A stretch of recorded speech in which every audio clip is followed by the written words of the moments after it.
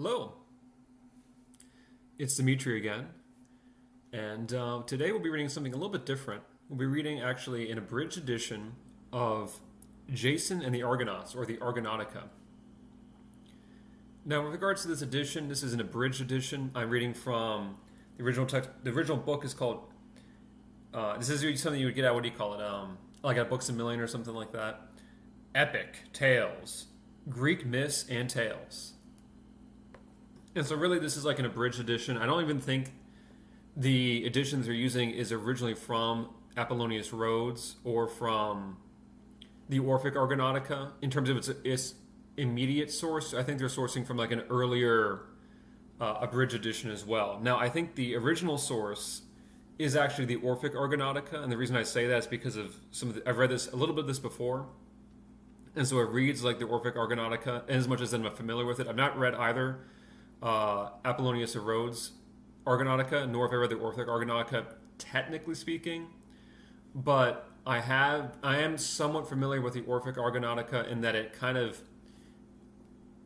implies certain things about Orpheus that is not really talked about in the Apollonius of Rhodes Argonautica. If I were you and you wanted to read the original real deal thing, I'd recommend the Apollonius of Rhodes edition. Of course, that's a lot longer than this. This is supposed to be an abridged edition for people who might not want to read that necessarily. So, with that all the way, also, if I need to give a disclaimer, no, I do not support. There's a lot of things that go on this story. I do not support fratricide or Greek paganism or something like that. But I don't think that even needs to be explained. No, but seriously, okay. Jason and the Argonauts. Introduction. It is foretold, beware of a man with one sandal, at first glance hardly the most chilling of prophecies, yet in an age circumscribed by gods and heroes, when the divine and human intertwined, any such prediction had to be viewed with respect. In this case, doubly so, for the prophecy referred to none other than the hero Jason, son of Aeson of Iolcus, whose deeds in pursuit of the famous Golden Fleece would ripple throughout time and legend. This is the first section, or first chapter, we could say. How the Centaur trained the heroes on Pelion. Here follows a tale of heroes who sailed away into a distant land to win themselves renown forever in the adventure of the Golden Fleece. And what was that first Golden Fleece?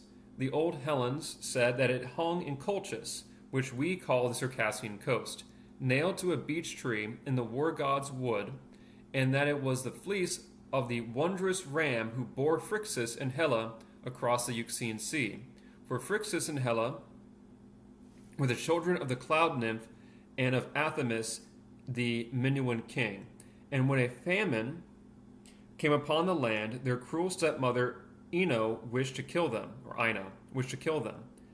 that her own children might reign, and said that they must be sacrificed on an altar to turn away the anger of the gods. So the poor children were brought to the altar, and the priest stood ready with his knife, when out of the clouds came the golden ram, and took them on his back and vanished. Then madness came upon the foolish king, Athamas, and ruin upon Ino and her children. For Athamas killed one of them in his fury, and Ino fled from him with the other in her arms, and leaped from a cliff into the sea, and was changed into a dolphin, such as you have seen, which wanders over the waves forever sighing, with its little one clasped to its breast. But the people drove out King Athamas, because he had killed his child, and he roamed about in his misery till he came to the oracle in Delphi. And the oracle told him that he must wander for his sin, till the wild beasts should feast him as their guest. So he went on in hunger and sorrow for many a weary day, till he saw a pack of wolves. The wolves were tearing a sheep, but when they saw Athamas they fled, and left the sheep for him, and he ate of it, and then he knew that the oracle was fulfilled at last. So he wandered no more, but settled, and built a town, and became a king again. But the ram carried the two children far away over the land and sea, till he came to the Thracian Chersones, and there Helle fell into the sea. So those narrow straits are called Hellespont, after her, and they bear that name until this day. Just an aside, those are called the Dardanelles today, just for reference. I think there might be another additional name as well, I'm not quite sure. But the Dardanelles were called the Hellespont. Then the ram flew on with Phrixus to the northeast across the sea, which we call the Black Sea now. But the Hellenes call it Euxine. And at last they say, he stopped at Colchis on the steep Circassian coast.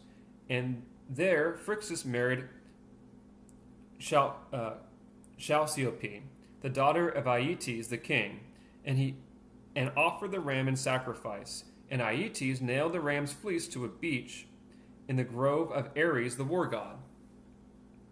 And after a while Phrixus died and was buried, but his spirit had no rest, for he was buried far from his native land, in the pleasant hills of Hellas. So he came in dreams to the heroes of the Minuae, and he called sadly by their beds, "Come and set my spirit free, that I may go home to my fathers and to my kinsfolk and the pleasant Minuan land." And they asked, "How shall we set your spirit free?" "You must sail over to the sea to Colchis and bring home the golden fleece, and then my spirit will come back with it, and I shall sleep with my fathers and have rest." He came thus and called to them often, but when they woke they looked at each other and said, "Who dares sail to Colchis or bring home the golden fleece?" And in all the country none was brave enough to try it, for the man and the time were not come. Phrixus had a cousin called Aeson, who was king in Iolcus by the sea. There he ruled over the rich Minuan heroes, as Athamas his uncle ruled in Boeotia. And like Athamas, he was an unhappy man, for he had a stepbrother named Peleus, of whom some said that he was a nymph's son, and there were dark and sad tales about his birth. When he was a babe, he was cast out on the mountains, and a wild mare came and kicked him, but a shepherd passing found the baby with its face all blackened by the blow, and took him home, and called him Peleus, because his face was bruised and black, and he grew up fierce and lawless, and did many a fearful deed. And at last he drove out Aeson his stepbrother, and then his own brother Neleus, and took the kingdom to himself, and ruled over the rich Minuan heroes in Iolcus by the sea. And Aeson, when he was driven out, went sadly away out of the town, leading his little son by the hand, and he said to himself, "I must hide the child in the mountains, or Peleus will surely kill him, because he is the heir." So he went up from the sea across the valley, through the vineyards and the olive groves, and across the torrent of Anaros, toward Pelion, the ancient mountain, whose brows are white with snow. He went up and into the mountain, over marsh and crag and down, till the boy was tired and footsore, and Aeson had to bear him in his arms, till he came to this mouth of a lonely cave at the foot of a mighty cliff. Above the cliff the snow reefs hung, dripping and crackling in the sun, but at its foot around the cave's mouth grew all fair flowers and herbs, as if in a garden ranged in order, each sort by itself. There they grow gaily in the sunshine, and the spray of the torrent from above, while from the cave came the sound of music, and a man's voice singing to the harp. Then Aeson put down the lad, and whispered, "Fear not, but go in, and whomsoever you shall find, lay your hands upon his knees, and say, 'In the name of Zeus, the father of the gods and men, I am your guest from this day forth.'" Then the lad went in without trembling, for he too was a hero's son. But when he was within, he stopped in the wonder to listen to that magic song. And there he saw the singer lying upon bear skins and fragrant boughs. Chiron, the ancient centaur, the wisest of all things beneath the sky. Down to the waist he was a man, but below his broad brown chest, and his eyes were wise and mild. But below he was a noble horse. His white hair rolled down over his broad shoulders, and his white beard over his broad brown chest, and his eyes were wise and mild, and his forehead like a mountain wall. And in his hands he held a harp of gold, and struck it with a golden key. And as he struck, he sang till his eyes glittered, and filled all the cave with light. And he sang of the birth of time, and of the heavens and the dancing stars, and of the ocean and the ether, and the fire, and the shaping of the wondrous earth. And he sang of the treasures of the hills, and the hidden jewels of the mine, and the veins of fire and metal, and the virtues of all healing herbs, and of the speech of birds, and of prophecy, and of hidden things to come. Then he sang of health, and strength, and manhood, and of valiant heart, and of music, and of hunting, and wrestling, and all the games which heroes love, and of travel, and wars, and sieges, and of noble death and fight. And then he sang of peace and plenty, and of equal justice in the land. As he sang, the boy listened wide-eyed, and forgot his errand in the song. And at last old Chiron was silent, and called the lad with a soft voice. And the lad ran trembling to him, and would have laid his hands upon his knees, but Chiron smiled and said, Call hither your father Aeson, for I know you, and all that has befallen, and saw you both afar in the valley, even before you left the town.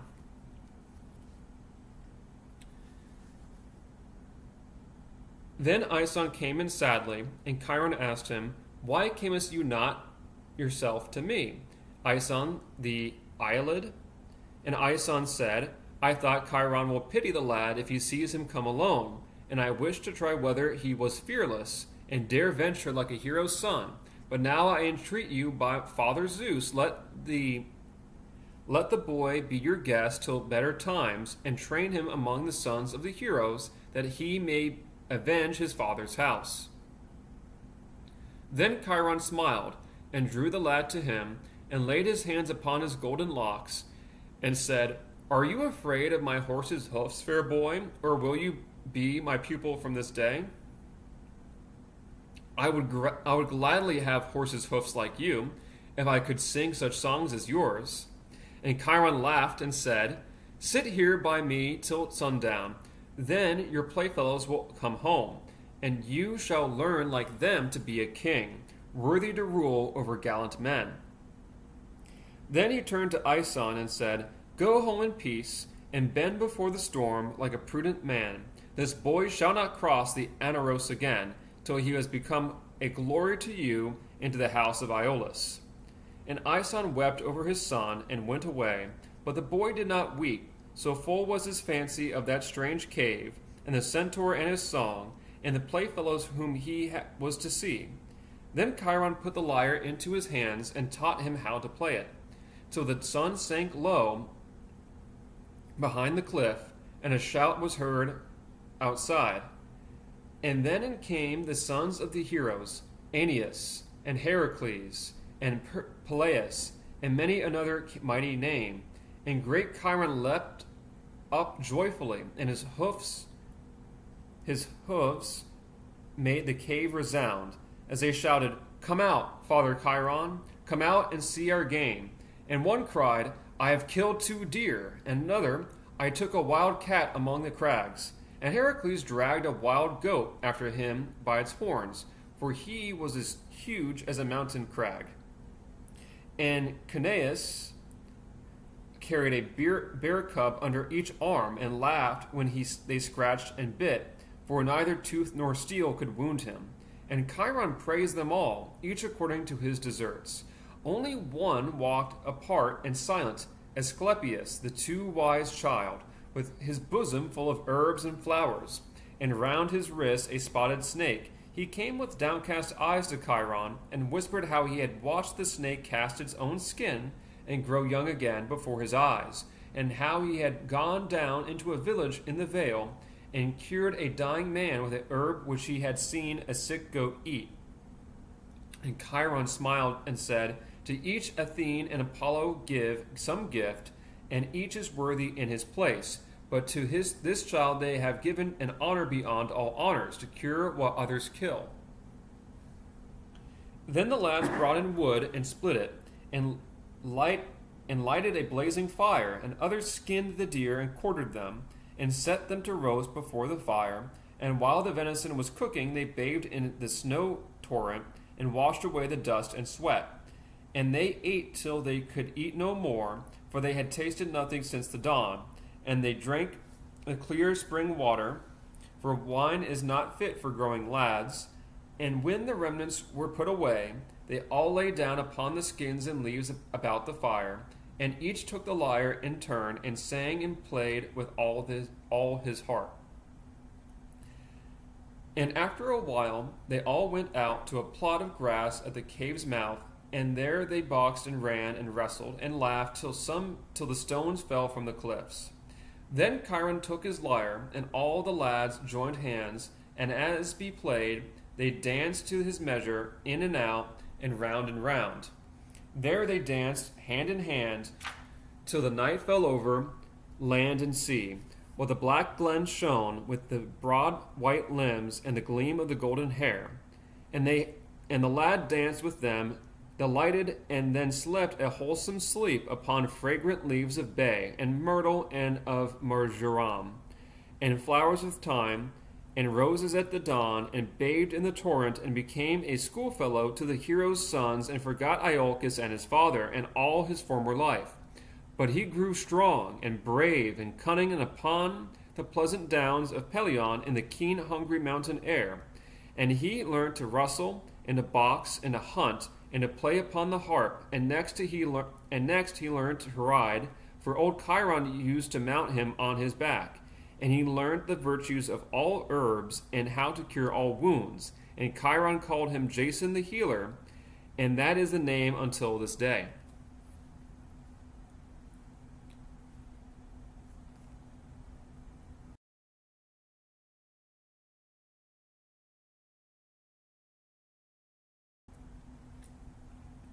How Jason lost his sandal in Onoros. And 10 years came and went, and Jason was grown to be a mighty man. Some of his fellows were gone, and some were growing up by his side. Asclepius was gone into the Peloponnese to work his wondrous cures on men, and some say he used to raise the dead to life. And Heracles was gone to Thebes to fulfill those famous labors which have become a proverb among men. And Peleus had married a sea nymph, and his wedding is famous to this day. And Aeneas has gone home to Troy, and many a noble tale you will read of him, and of all the other gallant heroes, the scholars of Chiron the Just. And it happened on a day that Jason stood on the mountain, and looked north and south and east and west, and Chiron stood by him and watched him, for he knew that time has come. And Jason looked and saw the plains of Thessaly, where the Lapithae breed their horses, and the lake of Boibe, and the stream which runs northward to Peneus and Tempe. And he looked north, and saw the mountain wall which guards the Magnesian shore, Olympus, the seat of the immortals, and Ossa and Pelion, where he stood. Then he looked east, and saw the bright blue sea, which outstretched away for ever toward the dawn. Then he looked south, and saw a pleasant land, which white-walled towns and farms, nestling along the shore of a landlocked bay, while the smoke rose blue among the trees. And he knew it for the bay of Pagasai, and the rich lowlands of Hamonia, and Iolcus by the sea. Then he sighed and asked, "Is it true that what the heroes tell me, that I am the heir of that fair land?" Then he sighed and asked, "And what good would it be to you, Jason, if you were the heir of that fair land?" "I would take it and keep it." "A strong man has taken it and kept it long. Are you stronger than Peleus the Terrible?" "I can try my strength with his," said Jason, but Chiron sighed and said, "You have many a danger to go through before you rule in Iolcus by the sea, many a danger and many a woe, and strange troubles in strange lands such as man never saw before." "The happier I," said Jason, "to see what man never saw before." And Chiron sighed again and said, "The eaglet must leave the nest when it is fledged. Will you go to Iolcus by the sea, Then promise me 2 things before you go." Jason promised, and Chiron answered, "Speak harshly to no soul whom you may meet, and stand by the word which you shall speak. Stand by the word which you shall speak." Jason wondered why Chiron asked this of him, but he knew that the centaur was a prophet, and saw things long before they came. So he promised, and leapt down the mountain to take his fortune like a man. He went down through the arbutus thickets, and crossed the downs of thyme, till he came to the vineyard walls, and the pomegranates and the olives in the glen, and among the olives roared Oneros, all foaming with a summer flood. And on the bank of Oneros sat a woman, all wrinkled gray and old, her head shook palsied on her breast, and her hands shook palsied on her knees. And when she saw Jason, she spoke, whining, "Who will carry me across the flood?" Jason was bold and hasty, and was just going to leap into the flood, and yet he thought twice before he leapt. So loud roared the torrent down, all brown from the mounting rains, and silver veined with melting snow, while underneath he could hear the boulders rumbling like the tramp of a horseman or the roll of wheels, as they ground along the narrow channel, and shook the rocks on which he stood. But the old woman whined all the more, "I am weak and old, fair youth, for Hera's sake carry me over the torrent." And Jason was going to answer her scornfully, when Chiron's words came to his mind. So he said, "For Hera's sake, the queen of the immortals on Olympus, I will carry you over the torrent, unless we both are drowned midway." Then the old dame leapt upon his back as nimbly as a goat, and Jason staggered in, wondering, and the first step was up to his knees. And the second step was up to his waist, and the stones rolled about his feet, and his feet slipped about the stones. So he went on staggering and panting, while the old woman cried from off his back, "Fool, you have wet my mantle. Do you make game of poor old souls like me?" Jason had half a mind to drop her and let her get through the torrent by herself, but Chiron's words were in his mind, and he said only, "Patience, mother, the best horse may stumble some day." At last he staggered to the shore and set her down upon the bank, and a strong man he needed to have been, or what wild water he never would have crossed. He lay panting a while upon the bank, and then leapt up to go upon his journey. But he cast one look at the old woman, for he thought, "She should thank me once at least." And as he looked, she grew fairer than all women, and taller than all men on earth, and her garments shone like the summer sea, and her jewels like the stars of heaven, and over her forehead was a veil woven of the golden clouds of sunset, and through the veil she looked down on him with great soft heifer's eyes, and with great eyes mild and awful, which filled all the glen with light. And Jason fell upon his knees and hid his face between his hands. And she spoke, "I am the queen of Olympus, Hera, the wife of Zeus. As thou hast done to me, so will I do to thee. Call on me in the hour of need, and try if the immortals can forget." And when Jason looked up, she rose from off the earth like a pillar of tall white cloud, and floated away across the mountain peaks toward Olympus, the holy hill. Then a great fear fell on Jason, but after a while he grew light of heart, and he blessed old Chiron and said, "Surely the centaur is a prophet, and guessed what would come to pass when he bade me speak harshly to no soul whom I might meet." Then he went down toward Iolcus, and as he walked he found that he had lost one of his sandals in the flood. And as he went through the streets, the people came out to look at him, so tall and fair was he. But some of the elders whispered together, and at last one of them stopped Jason and called to him, "Fair lad, who are you, and whence come you, and what is your errand in the town? My name, good father, is Jason, and I come from Pelion up above, and my errand is to Peleus, your king. Tell me, then, where his palace is. But the old man started and grew pale and said, Do you not know the oracle, my son, that you go so boldly through the town with but one sandal on? I am a stranger here, and know of no oracle. But what of my one sandal? I lost the other in Oneros, while I was struggling with the flood. Then the old man looked back to his companions, and one sighed, and another smiled. At last he said, I will tell you, lest you rush upon your ruin unawares. The oracle of Delphi has said that a man wearing one sandal should take the kingdom from Peleus and keep it for himself. Therefore, beware how you go up to his palace, for he is the fiercest and most cunning of all kings. Then Jason laughed a great laugh, like a warhorse in his pride. Good news, good father, both for you and me. For that very end I came into the town. Then he strode on toward the palace of Peleus, while all the people wondered at his bearing.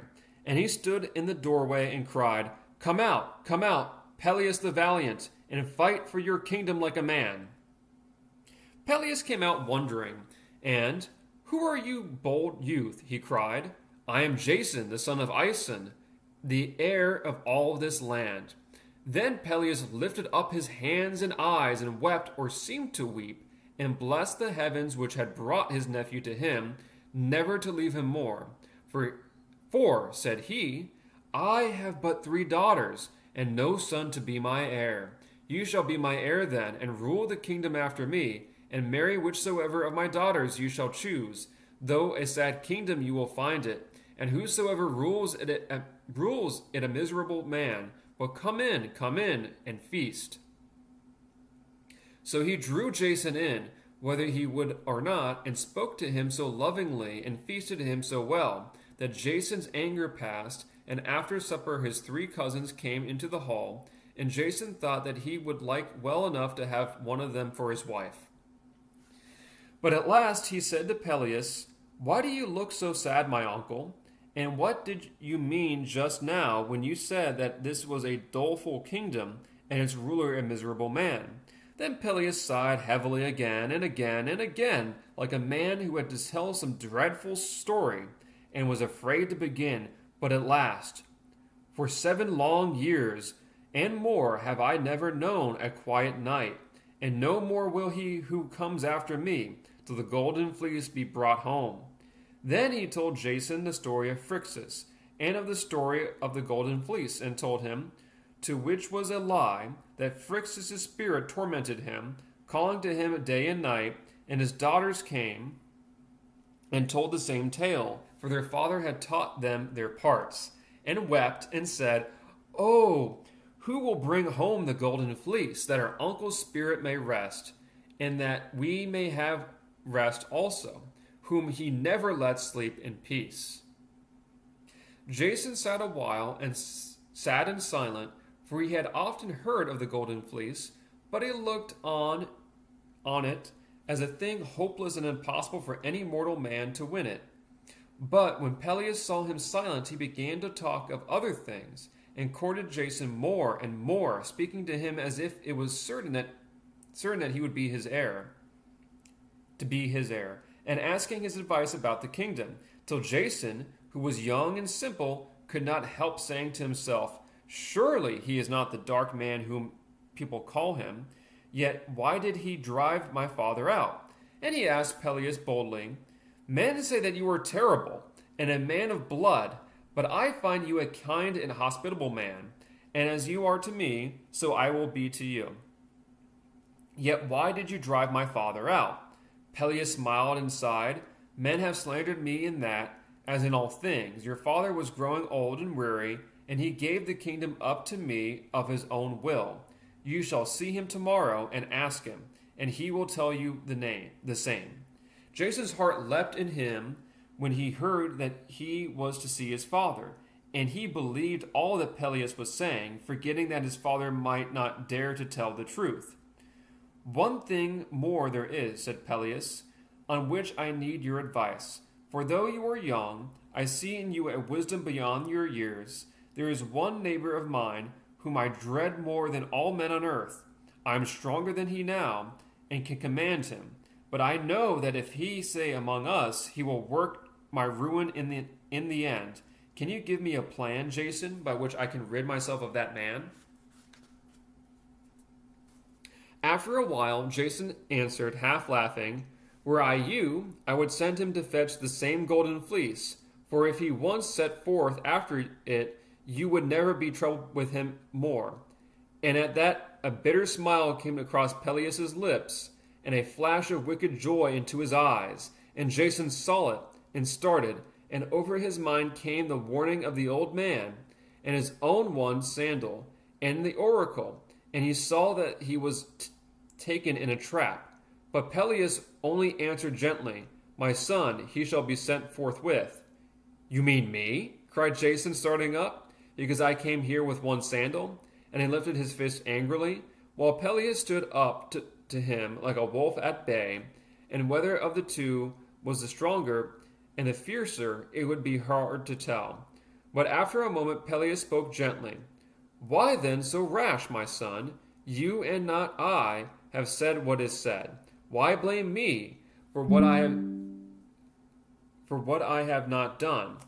Had you bid me love the man of whom I spoke, and make him my son-in-law and heir, I would have obeyed you. And what if I obeyed you now, and send the man to win himself immortal fame? I have not harmed you, or him. One thing at least I know, that he will go, and that gladly, for he has a hero's heart within him, loving glory, and scorning to break the word which he has given. Jason saw that he was entrapped, but his second promise to Chiron came into his mind, and he thought, What if the centaur were a prophet in that also, and meant that I should win the fleece? Then he cried aloud, You have well spoken, cunning uncle of mine. I love glory, and I dare to keep my word. I will go and fetch this golden fleece. Promise me but this in return, and keep your word as I keep mine. Treat my father lovingly while I am gone, for the sake of all-seeing Zeus, and give me up the kingdom for my own on the day that I bring back the golden fleece. Then Peleus looked at him and almost loved him in the midst of all his hate, and said, I promise, and I will perform. It will be no shame to give up my kingdom to the man who wins that fleece. Then they swore a great oath between them, and afterwards both went in and lay down to sleep. But Jason could not sleep for thinking of his mighty oath, and how he was to fulfill it, all alone and without wealth or friends. So he tossed a long time upon his bed, and thought of this plan and of that, and sometimes Phrixus seemed to call him, in a thin voice, faint and low, as if came from far across the sea, Let me come home to my father and have rest. And sometimes he seemed to see the eyes of Hera, and to hear her words again, Call on me in your hour of need, and see if the immortals can forget. And on the morrow he went to Peleus and said, Give me a victim, and that I may sacrifice to Hera. So he went up and offered his sacrifice, and as he stood by the altar, Hera sent a thought into his mind. And he went back to Peleus and said, If you are indeed in earnest, give me 2 heralds, that they may go round to all the princes of the Minuai, who were pupils of the centaur with me, that we may fit out a ship together and take what shall befall.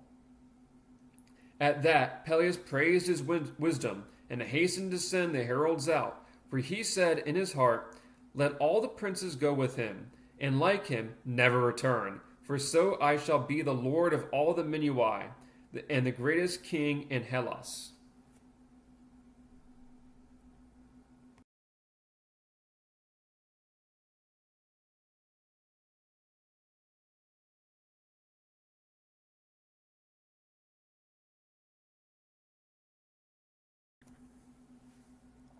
Next section. how they built the ship Argos and Iolcus. So the heralds went out and cried to all the heroes of the Minuai, "Who dare come to the adventure of the Golden Fleece?" And Hera stirred the hearts of all the princes, and they came from all their valleys to the yellow sands of Pagasai.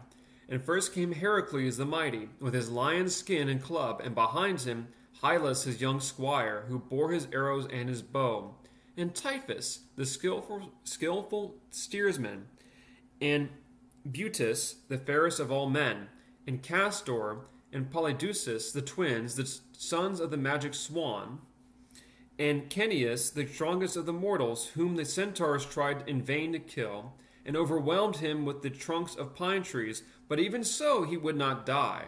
And thither came Zetus and Callias, the winged sons of the north wind, and Peleus, the father of Achilles, whose bride was silver-footed Thetis, the goddess of the sea.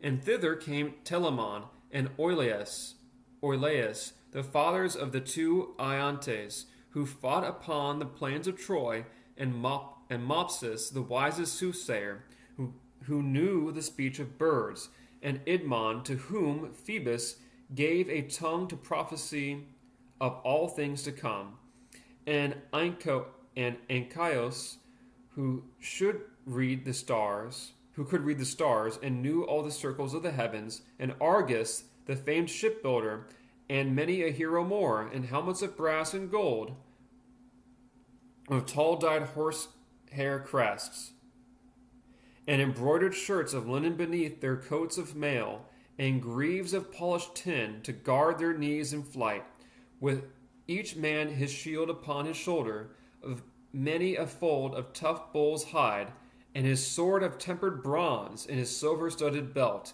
and in his right hand a pair of lances of the heavy white ash staves.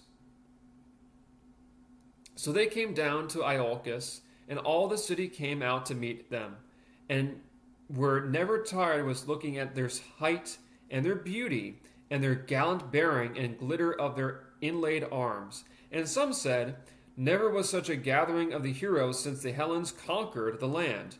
But the women sighed over them and whispered, "Alas, they are all going to their death."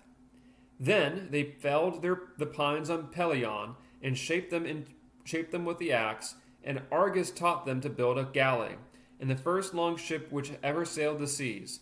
They pierced her for 50 oars, and an oar for each hero of the crew, and pitched her with coal-black pitch, and painted her bows with vermilion, and they named her Argo after Argus, and worked at her all day long.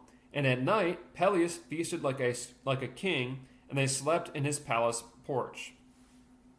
But Jason went away to the northward, and into the land of Thrace, till he found Orpheus, the prince of minstrels, where he dwelt in his cave under Rhodope, among the savage Sicyon tribes. And he asked him, "Will you leave your mountain, Orpheus, my fellow scholar in old times, and cross Strymon once more with me, to sail with the heroes of the Minuai, and bring home the golden fleece, and charm for us all men and monsters with your magic harp and song?"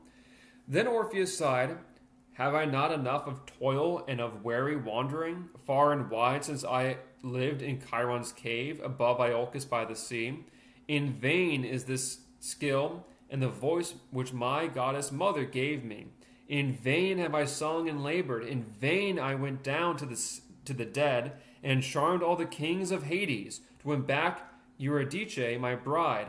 For I won her, my beloved, and lost her again the same day, and wandered away in my madness, even to Egypt and the Libyan sands, and the isles of all the seas, driven on by the terrible gadfly, while I charmed in vain the hearts of men, and the savage forest beasts, and the trees, and the lifeless stones of my magic harp and song, giving rest, but finding none.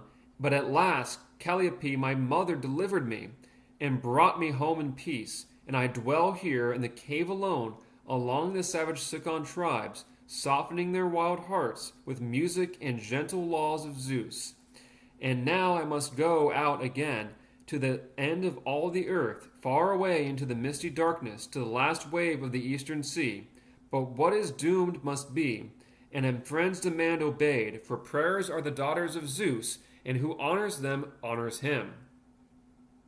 Then Orpheus rose up sighing, and took his harp, and went over Strymon, and he led Jason to the southwest, up the banks of Haliacmon, and over the spurs of Pindus, to Dodona, the town of Zeus, where it stood by the side of the sacred lake, and the fountain which breathed out fire in the darkness of the ancient oak wood, beneath the mountain of the 100 springs.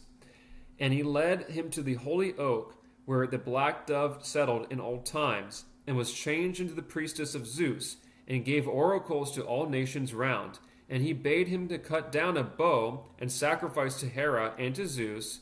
And they took the bow, and came to Iolcus, and nailed it to the beakhead of the ship. And at last the ship was finished, and they tried to launch her down the beach, but she was too heavy for them to move her, and her keel sank deep into the sand. Then all the heroes looked at each other blushing, but Jason spoke and said, "Let us ask the magic bow, perhaps it can help us in our need." Then a voice came from the bow, and Jason heard the words in it, it said, and bade Orpheus play upon the harp, while the heroes waited round, holding the pine trunk rollers to help her toward the sea. Then Orpheus took his harp and began his magic song.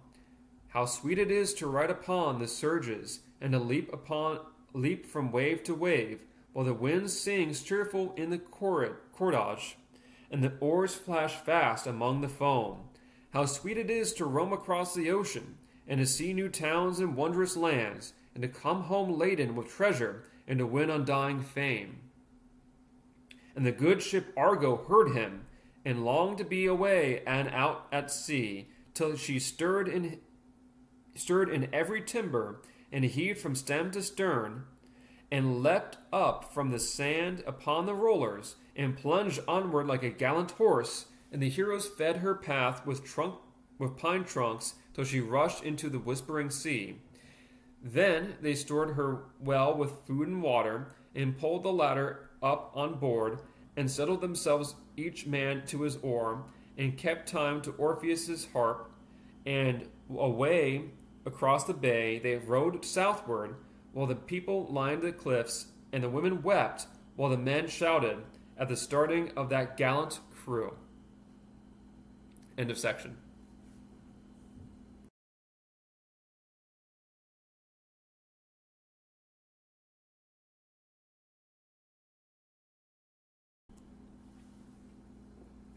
How the Argonauts sailed to Colchis. And what happened next, whether it be true or not, stands written in the ancient songs. And grand old songs they are, written in grand old rolling verse, and they call them the songs of Orpheus, or the Orphics, to this day. And they tell how the heroes came to Aphetai, across the bay, and waited for the southwest wind, and chose themselves a captain from their crew, and how all called for Heracles, because he was the strongest and most huge. But Heracles refused, and called for Jason, because he was the wisest of them all. So Jason was chosen captain, and Orpheus heaped a pile of wood, and slew a bull, and offered it to Hera, and called all the heroes to stand round, each man's head crowned with olive, and to strike their swords into the bowl. Then he filled a gold goblet with the bull's blood, and with wheaten flour and honey and wine and the bitter saltwater sea, and bade the heroes taste. So each tasted the goblet and passed it around, and vowed an awful vow. And they vowed before the sun and the night and the blue-haired sea, who shakes the land, to stand by Jason faithfully in the adventure of the Golden Fleece. And whosoever shrank back or disobeyed or turned traitor to his vow, then justice should minister against him, and the Erinuous who track guilty men. Then Jason lighted the pile and burnt the carcass of the bull, and they went to their ship and sailed eastward like men who have work to do. and the place from which they went was called Aphetai, the sailing place. From that day forth, 3,000 years and more they sailed away into the unknown eastern seas, and great nations have come and gone since then, and many a storm has swept the earth, and many a mighty armament, to which Argo would be but one small boat. English and French, Turkish and Russian have sailed those waters since, yet the fame of that small Argo lives forever, and her name is become a proverb among men. As you can imagine that the Apollonius of Rhodes edition doesn't mention anything about Russians or Turks, or the English or the French. Nevertheless, so they sailed past the Isle of Sciathos with the Cape of Sepius on their left, and turned to the northward toward Pelion, up the long Magnesian shore.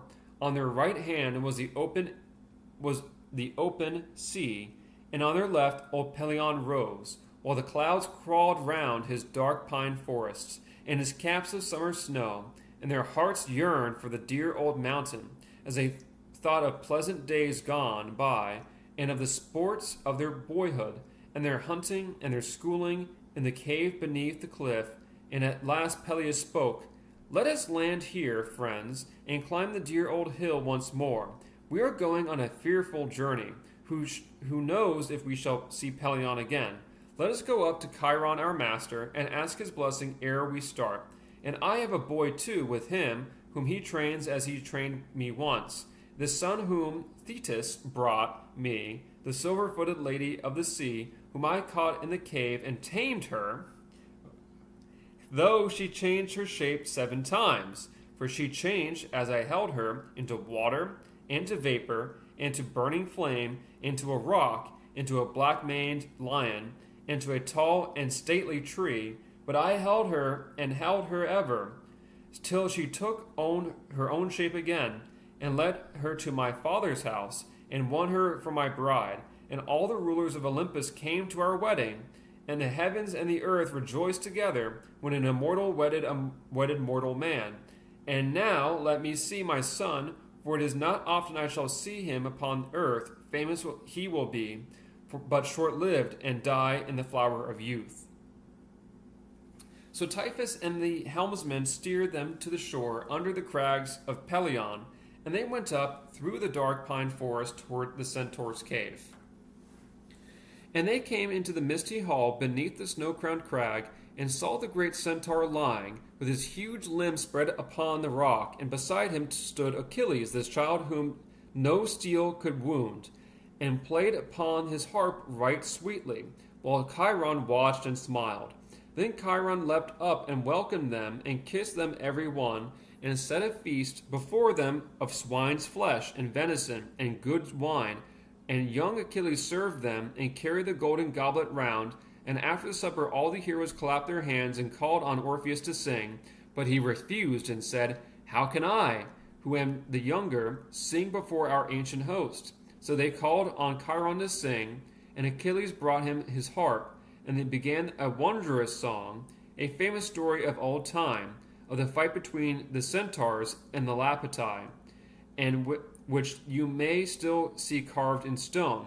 He sang how his brothers came to ruin by their folly, when they were mad with wine, and how they and the heroes fought with fists and teeth and the goblets from which they drank, and how they tore up the pine trees in their fury, and hurled great crags of stone, while the mountains thundered with the battle, and the land was wasted far and wide, till the Lapitae drove them from their home, in which the rich Thessalian plains, the lonely glens of Pindus, leaving Chiron all alone. And the heroes praised his song right heartily, for some of them had helped in that great fight. Then Orpheus took the lyre, and sang of chaos, and the making of the wondrous world, and how all things sprang from love, who could not live alone in the abyss. And as he sang, his voice rose from the cave, above the crags, and through the treetops, and the glens of oak and pine, and the trees bowed their heads when they heard it, and the gray rocks cracked and rang, and the forest beasts crept near to listen, and the birds forsook their nests and hovered around, And old Chiron claps his hands together and beat his hoofs upon the ground for wonder at that magic song. Then Peleus kissed his boy and wept over him, and they went down to the ship, and Chiron came down with them, weeping, and kissed them one by one, and blessed them, and promised to them great renown. And the heroes wept when they left him, till their great hearts could weep no more. For he was kind and just and pious, and wiser than all the beasts and men. Then he went up to a cliff and prayed for them, and they might come home safe and well. While the heroes rode away and watched him standing on this cliff above the sea, with his great hands raised toward heaven, and his white locks waving in the wind, and they strained their eyes to watch him to the last, for they felt that they should look on him no more. So they rode on over the long swell of the sea, past Olympus, the sea of the immortals, and then past the wooded bays of Athos and Samothrace, the sacred isle, and they came past Lemnos to the Hellespont, and through the narrow strait of Abydos, and so on into the Propontis, which we call Marmara now. And there they met with Cyzicus, ruling in Asia over the Dolians, who, the songs say, was the son of Aeneas, of whom you will hear many a tale some day. For Homer tells us how he fought at Troy, and Virgil how he sailed away and founded Rome. And many men believed until late years that from him sprang our old British kings. Again, that's not mentioned in Rhodes' stuff. That is true statements in the sense that those are myths associated with him, but this is a unique version of the story, of course, of the Argonautica.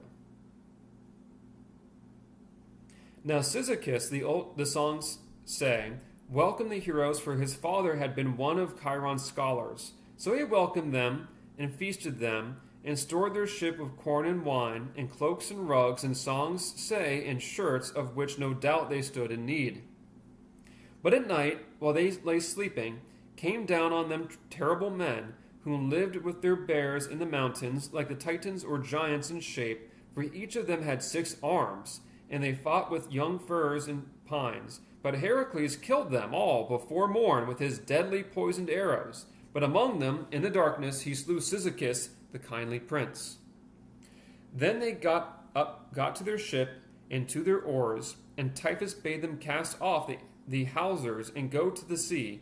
But as he spoke, a whirlwind came and spun the Argo round and twisted the hawsers together, so that no man could loose them. Then Typhus dropped the rudder from his hand and cried, "This comes from the gods above." But Jason went forward and asked counsel of the magic bow.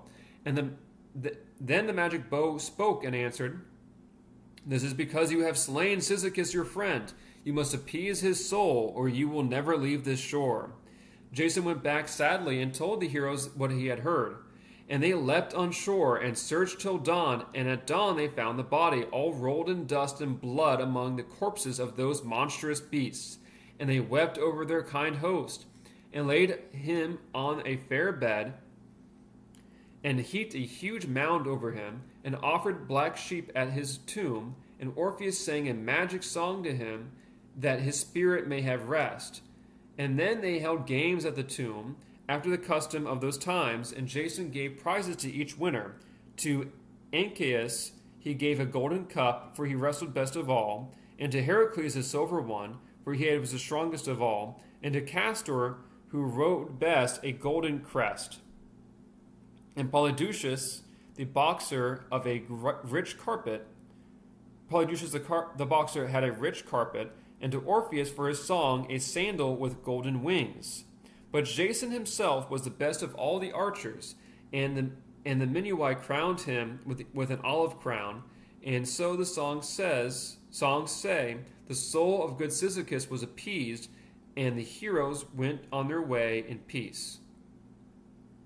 But when Cyzicus' wife heard that he was dead, and she died likewise of grief, and her tears became a fountain of clear water, which flows the whole year round. Then they rode away, the songs say, along the Mysian shore, and past the mouth of Rhindacus, till they found a pleasant bay sheltered by the long ridges of Arganthus, and by high walls of basalt rock. And there they ran the ship ashore upon the yellow sand, and furled the sail, and took the mast down, and lashed it in its crutch. And next they let down the ladder, and went ashore to sport and rest. And there Heracles went away into the woods, bow in hand, to hunt wild deer. And Hylas the fair boy slipped away with him after him, and followed him by stealth, until he lost himself among the glens, and sat down weary to rest himself by the side of the lake. And there the water nymphs came up to look at him, and loved him, and carried him down under the lake to be their playfellow, forever happy and young. And Heracles sought for him in vain, shouting his name till all the mountains rang. But Hylas never heard him, far down under the sparkling lake. So while Heracles wandering searching for him, a fair breeze sprang up, and Heracles was nowhere to be found. And the Argo sailed away, and Heracles was left behind, and never saw the noble Phasian stream. Then the Minuai came to a doleful land, where Amycus the giant ruled, and he cared nothing for the laws of Zeus, but challenged all strangers to box with him. And those whom he conquered he slew. But Polydeuces the boxer struck him a harder blow than he ever felt before, and slew him. And the Minuai went on up to Bosphorus, till they came to the city of Phineus, the fierce Bithynian king, for Zetes and Callias bade Jason land there, because they had a work to do. And they went up from the shore toward the city through forests white with snow. And Phineus came out to meet him with a lean and woeful face, and said, Welcome, gallant heroes, to the land of bitter blast, the land of cold and misery, yet I will feast you as best I can. And he led them in, and set meat before them. But before they could put their hands to their mouths, down came two fearful monsters, the like of whom man never saw. For they had the faces and the hair of fair maidens, but the wings and claws of hawks. And they snatched the meat off of the table, and flew shrieking out above the roofs. Then Phineus beat his breast and cried, These are the Harpies, whose names are the Whirlwind and the Swift, the daughters of Wonder and of the Amber Nymph. And they rob us night and day. They carried off the daughters of Pandareus, whom all the gods had blessed. For Aphrodite fed them on Olympus with honey and milk and wine, and Hera gave them beauty and wisdom, and Athene skill in all the arts. But when they came to their wedding, the Harpies snatched them both away, and gave them to be slaves to the Erinyes, and live in horror in all their days. And now they haunt me and my people and the Bosphorus with fearful storms, and sweep away our food from off our tables, so that we starve in spite of all of our wealth. Then uprose Zetes and Callias, and the winged sons of the north wind, and said, Do you not know of us, Phineus, and these wings which we grow upon our backs? And Phineus hid his face in terror, but he answered not a word. Because you have been a traitor, Phineus, the Harpies haunt you night and day. Where is Cleopatra, our sister, your wife, whom you keep in prison? And where are their two children, whom you blinded in your rage, at the bidding of an evil woman, and cast them out upon the rocks? Swear to us that you will right our sister, and cast out the wicked woman, and then we will free you from your plague, and drive the whirlwind maidens to the south. But if not, we will put out your eyes, as you put out the eyes of your own sons. Then Phineus swore an oath to them, and drove out the wicked woman, and Jason took those two poor children, and cured their eyes with magic herbs. But Zetes and Callias rose up sadly, and said, Farewell now, heroes all, farewell, our dear companions, with whom we played on Pelion in old times. For a fate is laid upon us, and our day is come at last, in which we must hunt the whirlwinds over the land and sea forever. And if we catch them, they die, and if not, we die ourselves. And at that all the heroes wept, but the two young men sprang up and aloft into the air after the Harpies, and the battle of the winds began. The heroes trembled in silence as they heard the shrieking of the blasts, while the palace rocked and all the city, and great stones were torn from the crags, and the forest pines were hurled earthward, north and south, east and west, and the Bosphorus boiled white with foam, and the clouds were dashed up against the cliffs. But at last the battle ended, and the Harpies fled screaming toward the south, and the sons of the north wind rushed after them, and brought clear sunshine where they passed. For many a league they followed them, over all the isles of the Cyclades, and away to the southwest cross Hellas, till they came to the Ionian Sea, and they fell upon the Echinades at the mouth of Achelous. And those isles were called the Whirlwind Isles for many 100 years. But what became of Zetes and Callias I know not, for the heroes never saw them again. And some say that Heracles met them and quarreled with them and slew them with the arrows, and some say that they fell down from the weariness and the heat of the summer sun. And the sun god buried them among the Cyclades in the pleasant isle of Tinos. And for many 100 years their grave was shown there, and over it a pillar which turned to every wind. But those dark storms and whirlwinds haunt the Bosphorus until this day. But the Argonauts went eastward and out into the open sea, which we now call the Black Sea, but it was called the Euxine then. No Hellen had ever crossed it, and all feared that dreadful sea, and its rocks and shoals and fogs and bitter freezing storms, and they told strange stories of it, some false and some half true, how it stretched northward to the end of the earth, and the sluggish putrid sea, and the everlasting night, and the regions of the dead. So the heroes trembled for all their courage, and as they came into the wild Black Sea, and saw it stretching out before them, without a shore, as far as the eye could see. And first Orpheus spoke and warned them, "We shall come now to the wandering blue rocks. My mother warned me of them, Calliope, the immortal muse." And soon they saw the blue rocks shining like spires and castles of gray glass, while an ice-cold wind blew from them and chilled all the heroes' hearts. And as they neared, they could see them heaving as they rolled upon the long sea waves, crashing and grinding together, till the roar went up to heaven. And the sea sprang up in spouts between them, and swept round them in white sheets of foam. But in their heads swung nodding high in air, while the wind whistled shrill among the crags. The heroes' hearts sank within them, and they lay upon their oars in fear.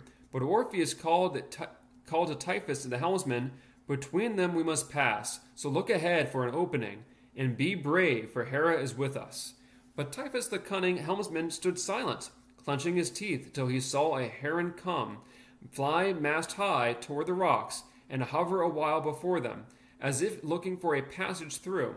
Then he cried, "Hera has sent us a pilot, let us follow the cunning bird." Then the heron flapped to and fro a moment, till he saw a hidden gap, and into it he rushed like an arrow, while the heroes watched what would befall. And the blue rocks clashed together as the bird flew swiftly through, but they struck but a feather from his tail, and they rebounded apart at the shock. Then Tiphys cheered the heroes, and they shouted, and the oars bent like withes beneath their strokes as they rushed between those toppling ice crags and the cold blue lips of death. And ere the rocks could meet again, they had passed them and were safe out in the open sea. And after they sailed on wearily along the Asian coast by the Black Cape and Thynias, where the hot steam of Thymbrus falls into the sea, and Sangarius, whose waters float on the Euxine, till they came to Wolf the river, and to Wolf the kindly king, and there died two brave heroes, Idmon and Tiphys the wise helmsman. One died of an evil sickness, and the one of a wild boar slew. So the heroes helped So the heroes heaped a mound above them, and set upon it an oar on high, and left them there to sleep together, on the far-off Lycian shore. But Idas killed the boar, and avenged Typhus, and Anchios took the rudder, and was the helmsman, and steered them on toward the east. And they went on past Sinope, and Sinope, and many a mighty river's mouth, and past many a barbarous tribe, and the cities of the Amazons, the warlike women of the east, till all night they heard the clank of the anvils and the roar of the furnace blasts, and the forge fires shone like sparks through the darkness in the mountain glens aloft. For they were come to the shores of the Calybes, the smiths who never tire, but serve Ares, the cruel war god, forging weapons day and night. And at day dawn they looked eastward, and midway between the sea and the sky, they saw white snow peaks hanging, glittering sharp and bright above the clouds. And they knew that they were come to the Caucasus, and at the end of all the earth, the Caucasus, the highest of all the mountains, the father of the rivers of the east. On his peak lies chained the Triton, while a vulture tears his heart, and at his feet are piled dark forests round the magic Colchian land. And they rode 3 days to the eastward, while the Caucasus rose higher hour by hour, till they saw this dark stream of Phasis rushing headlong to the sea, and shining above the treetops the golden roofs of King Aeetes, the child of the sun. Then out spoke Anchios the helmsman, "We are come to our goal at last, for there are the roofs of Aeetes, and the woods where all poisons grow. But who can tell us where among them is hid the golden fleece? Many a toil must we bear ere we find it and bring it home to Greece." But Jason cheered the heroes, for his heart was high and bold, and he said, "I will go alone up to Aeetes, though he be the child of the sun, and win him with soft words. Better so than go to all together and come to blows at once." But the Minuai would not stay behind, so they rowed boldly up the stream. And a dream came to Aeetes, and filled his heart with fear. He thought he saw a shining star which fell into his daughter's lap, and that Medea, his daughter, took it gladly, and carried it to the riverside, and cast it in. And there the whirling river bore it down, and out into the Euxine Sea. Then he leapt up in fear, and bade his servants bring his chariot, that he might go down to the riverside and appease the nymphs, and the heroes whose spirits haunt the bank. So he went down in his golden chariot, and his daughters by his side, Medea the fair witch maiden, and Chalciope, who had been Phrixus' wife, and behind him a crowd of servants and soldiers, for he was a rich and mighty prince. And as he drove down by the reedy river, he saw Argo sliding up beneath the bank, and many a hero in her, like immortals for beauty and for strength, as their weapons glittered round them in the level morning sunlight, through the white mist of the stream. But Jason was the noblest of all, for Hera, who loved him, gave him beauty and tallness and terrible manhood. And when they came near together and looked into each other's eyes, the heroes were awed before Aeetes as he shone in his chariot, like his father the glorious sun, for his robes were of rich gold tissue, and the rays of the diadem flashed fire, and in his hands he bore a jeweled scepter, which glittered like the stars, and sternly he looked at them under his brows, and sternly he spoke in loud, "Who are you, and what want you here, that you come to the shore of Cutaia? Do you take no account of my rule, nor of my people, the Colchians, who serve me, who never tire yet in the battle, and know well how to face an invader?" And the heroes sat silent a while before the face of that ancient king, but Hera, the awful goddess, put courage into Jason's heart, and he rose and shouted loudly in answer, "We are no pirates nor lawless men. We come not to plunder and to ravage, or carry away slaves from your land, but my uncle, the son of Poseidon, Peleus the Minuan king, he it is who has sent me on a quest to bring home the golden fleece. And these two, my bold comrades, they are no nameless men, for some are the sons of immortals, and some of heroes far renowned. And we too never tire in battle, and know well how to give blows and to take. Yet we wish to be guests at your table. It will be better for both. Then Aeetes rushed up like a whirlwind, and his eyes flashed fire as he heard. But he crushed his anger down in his breast, and spoke mildly a cunning speech. If you will fight for the fleece with my Colchians, then many a man must die. But do you indeed expect to win from me the fleece in fight?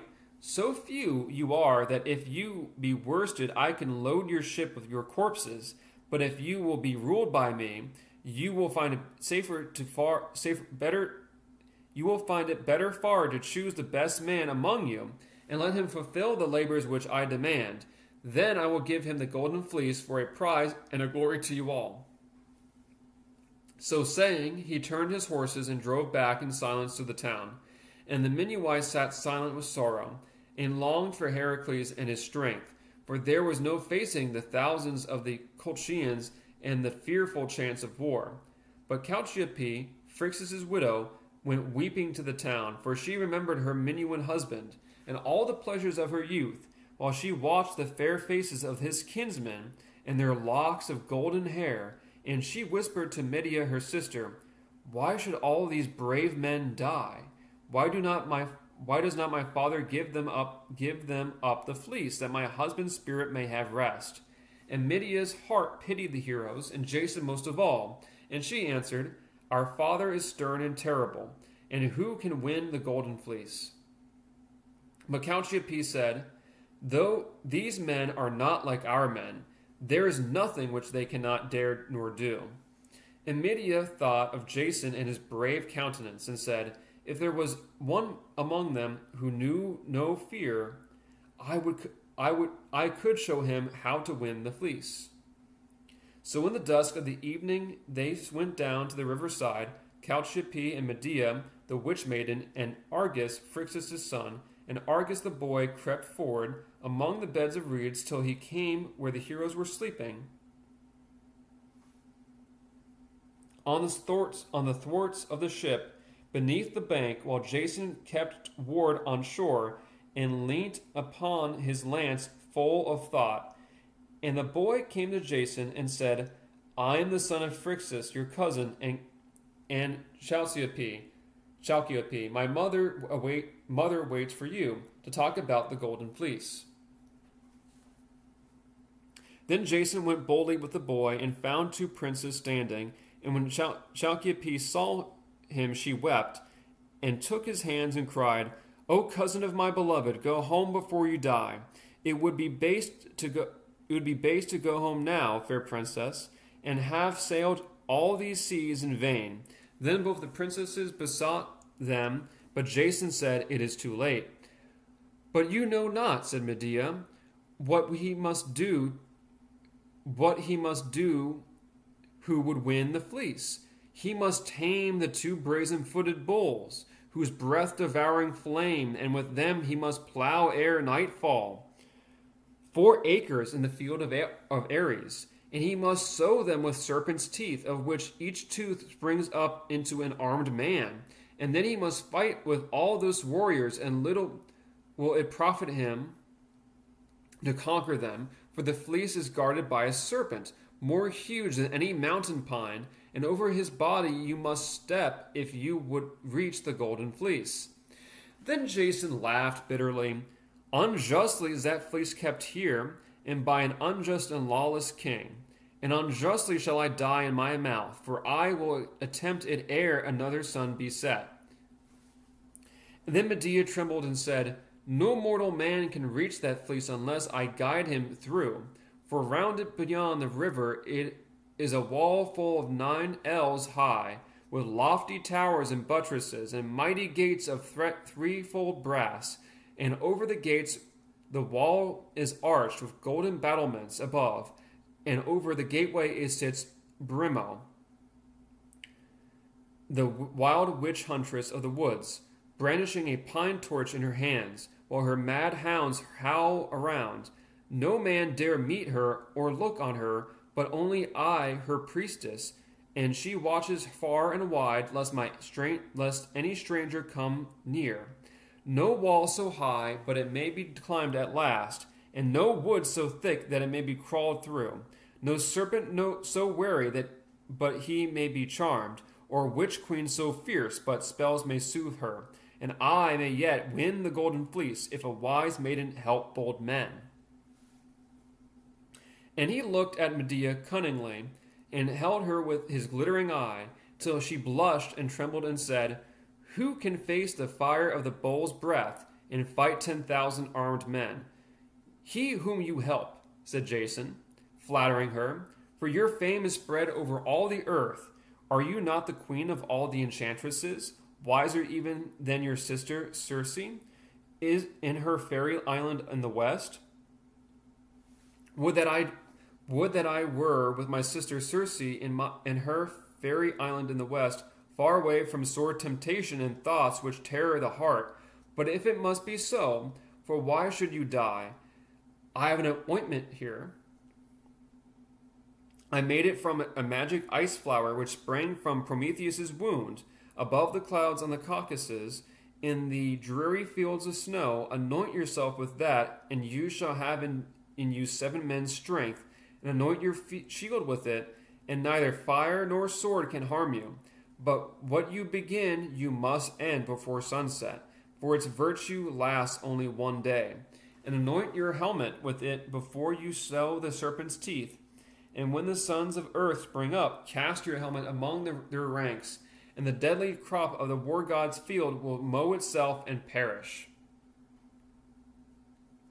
Then Jason fell on his knees before her, and thanked her and kissed her hands, and she gave him the vase of ointment, and fled trembling through the reeds. And Jason told his comrades what had happened, and showed them the box of ointment.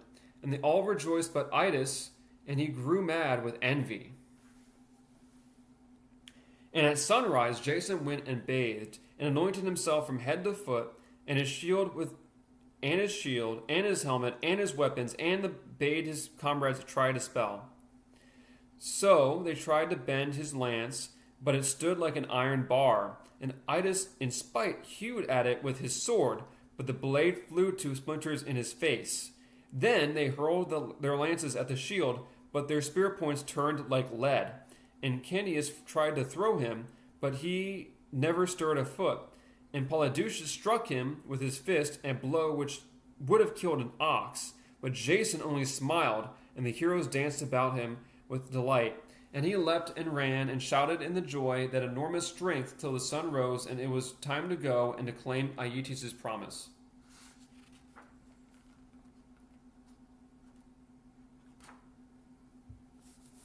So he went up to Telamon and Aethalides to tell Aeetes that he was ready for the fight, and they went up among the marble walls, and beneath the roofs of gold, and stood in Aeetes' hall, while he grew pale with rage. Fulfill your promise to us, child of the blazing sun. Give us the serpent's teeth, and let loose the fiery bulls, for we have found a champion among us who can win the golden fleece. And Aeetes bit his lips, for he fancied that he had fled away by night, but he could not go back from his promise, so he gave them the serpent's teeth. Then he called for his chariot and his horses, and sent heralds through all the town, and all the people went out with him to the dreadful war god's field. And there Aeetes sat upon his throne, with his warriors on each hand, thousands and tens of thousands, clothed from head to foot in steel chain mail. And the people and the women crowded to every window and bank and wall, while the Minuai stood together, a mere handful in the midst of that great host. And Chalciope was there, and Argus trembling, and Medea wrapped closely in her veil. But Aeetes did not know that she was muttering cunning spells between her lips. Then Jason cried, Fulfill your promise, and let your fiery bulls come forth. Then Aeetes bade open the gates, and the magic bulls leapt out. Their brazen hooves rang upon the ground, and their nostrils sent out sheets of flame, as they rushed with lowered heads upon Jason, but he never flinched a step. The flames of their breath swept around him, but they singed not a hair of his head. And the bulls stopped short and trembled when Medea began her spell. Then Jason sprang upon the nearest and seized him by the horn, and up and down they wrestled till the bull fell groveling on his knees, for the heart of the brute died within him, and his mighty limbs were loosed beneath the steadfast eye of the dark witch maiden and the magic whisper of her lips. So both bulls were tamed and yoked, and Jason bound them to the plow and goaded them onward with his lance till he had plowed the sacred field. And all the Minuai shouted, but Aeetes bit his lips with rage, for the half of Jason's work was over, and the sun was yet high in heaven. Then he took the serpent's teeth and sowed them, and waited what would befall. But Medea looked at him and at his helmet, lest he should forget the lesson she had taught. And every furrow heaved and bubbled, and out every clod arose a man. Out of the earth they rose by thousands, each clad from head to foot in steel, and drew their swords and rushed on Jason, where he stood in the midst alone. Then the Minuai grew pale with fear for him, but Aeetes laughed a bitter laugh. See, if I had not warriors enough already round me, I could call them out of the bosom of the earth. But Jason snatched off his helmet and hurled it into the thickest of the throng.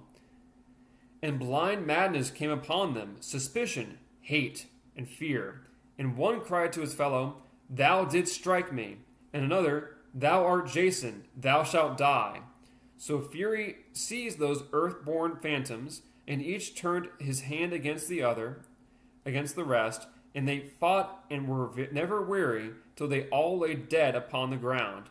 Then the magic furrows opened, and the kind earth took them home into her breast, and the grass grew up all green again above them, and Jason's work was done.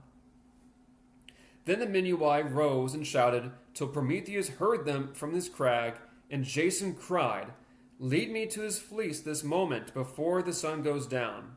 But Aeetes thought, "He has conquered the bulls, and has sown and reaped the deadly crop. Who is this who is proof against all magic? He may kill the serpent yet." So he delayed, and sat taking counsel with his princes till the sun went down and all was dark. Then he bade a herald cry, "Every man to his home for tonight. Tomorrow we will meet these heroes and speak about the golden fleece."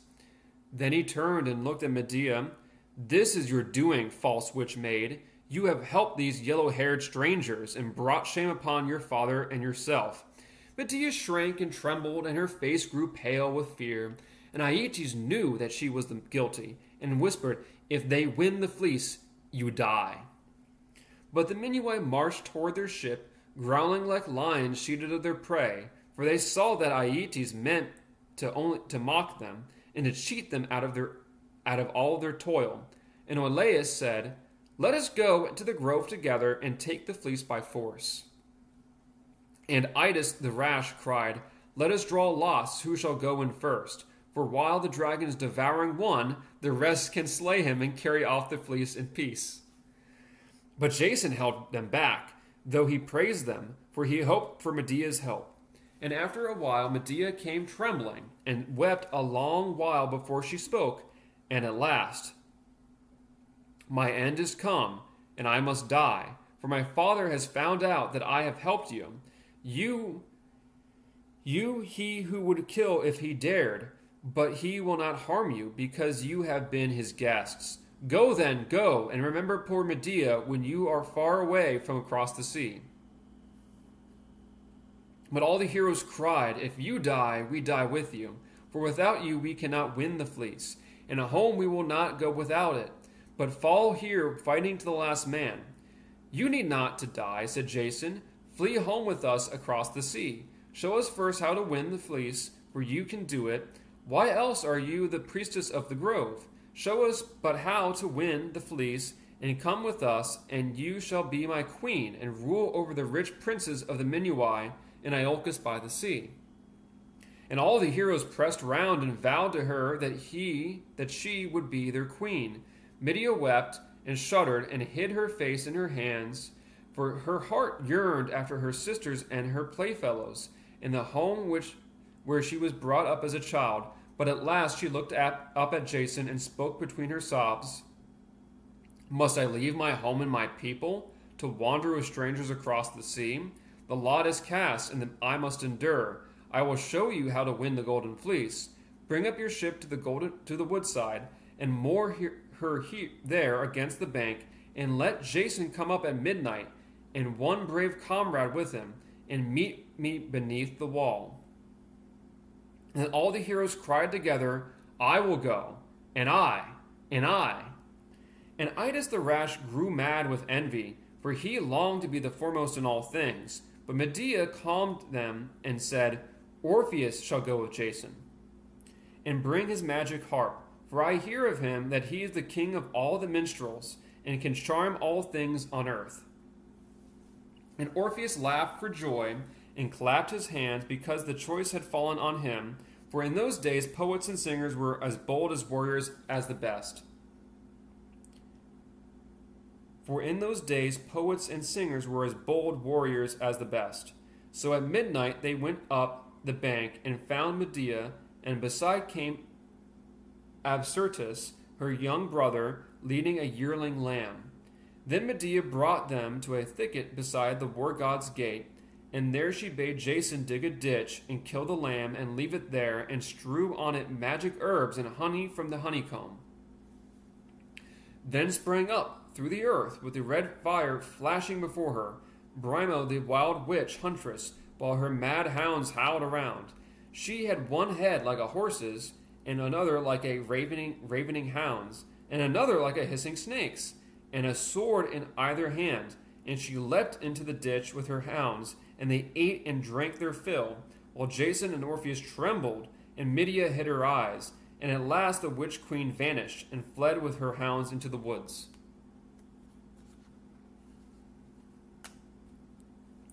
And the bars of the gates fell down, and the brazen doors flew wide, and Medea and the heroes ran forward and hurried through the poisoned wood, among the dark stems of the mighty beeches, guided by the gleam of the golden fleece, until they saw it hanging on the vast tree in the midst. And Jason would have sprung to seize it, but Medea held him back, and pointed shuddering to the tree foot, where the mighty serpent lay, coiled in and out among the roots, with a body like a mountain pine. His coils stretched many a fathom, spangled with bronze and gold, and half of them they could see, but no more, for the rest of the darkness far beyond. And when he saw them coming, he lifted up his head, and watched them with his small bright eyes, and flashed his forked tongue, and roared like the fire among the woodlands, till the forest tossed and groaned. For his cries shook the tree from leaf to root, and swept over the long reaches of the river and over Aeetes' hall, and woke the sleepers in the city till mothers clasped their child in their fear. But Medea called gently to him, and he stretched out his long spotted neck, and licked her hand, and looked up in her face, as if to ask for food. Then she made a sign to Orpheus, and began his magic song. And as he sung, the forest grew calm again, and the leaves on every tree hung still, and the serpent's head sank down, and his brazen coils grew limp, and his glittering eyes closed lazily, till he breathed as gently as a child, while Orpheus called to pleasant slumber, who gives peace to men and beasts and waves. Then Jason leapt forward warily, and stepped across that mighty snake, and tore the fleece from off the tree trunk, and the four rushed down the garden to the bank where the Argo lay. There was a silence for a moment, while Jason held the golden fleece on high. Then he cried, "Go now, good Argo, swift and steady, if ever you would see Pelion more." And she went as the heroes drove her, grim and silent all, with muffed oars till the pine wood bent like willow in their hands, and stout Argo groaned beneath their strokes. On and on, beneath the dewy darkness, they fled swiftly down the swirling stream, underneath black walls and temples and the castles of the princes of the east, past sluice mountains and fragrant gardens, and groves of all strange fruits, past marshes where fat kine lay sleeping, in long beds of whispering reeds, till they heard the merry music of the surge upon the bar, as it tumbled in the moonlight all alone. Into the surge they rushed, and Argo leapt the breakers like a horse, for she knew the time was come to show her mettle, and win honor for the heroes and herself. Into the surge they rushed, and Argo leapt the breakers like a horse, till the heroes stopped, all panting, each man upon his oar, and she slid into the still broad sea. Then Orpheus took his harp and sang a paean, till the heroes' hearts rose high again, and they rowed on stoutly and steadfastly away into the darkness of the west. End of section.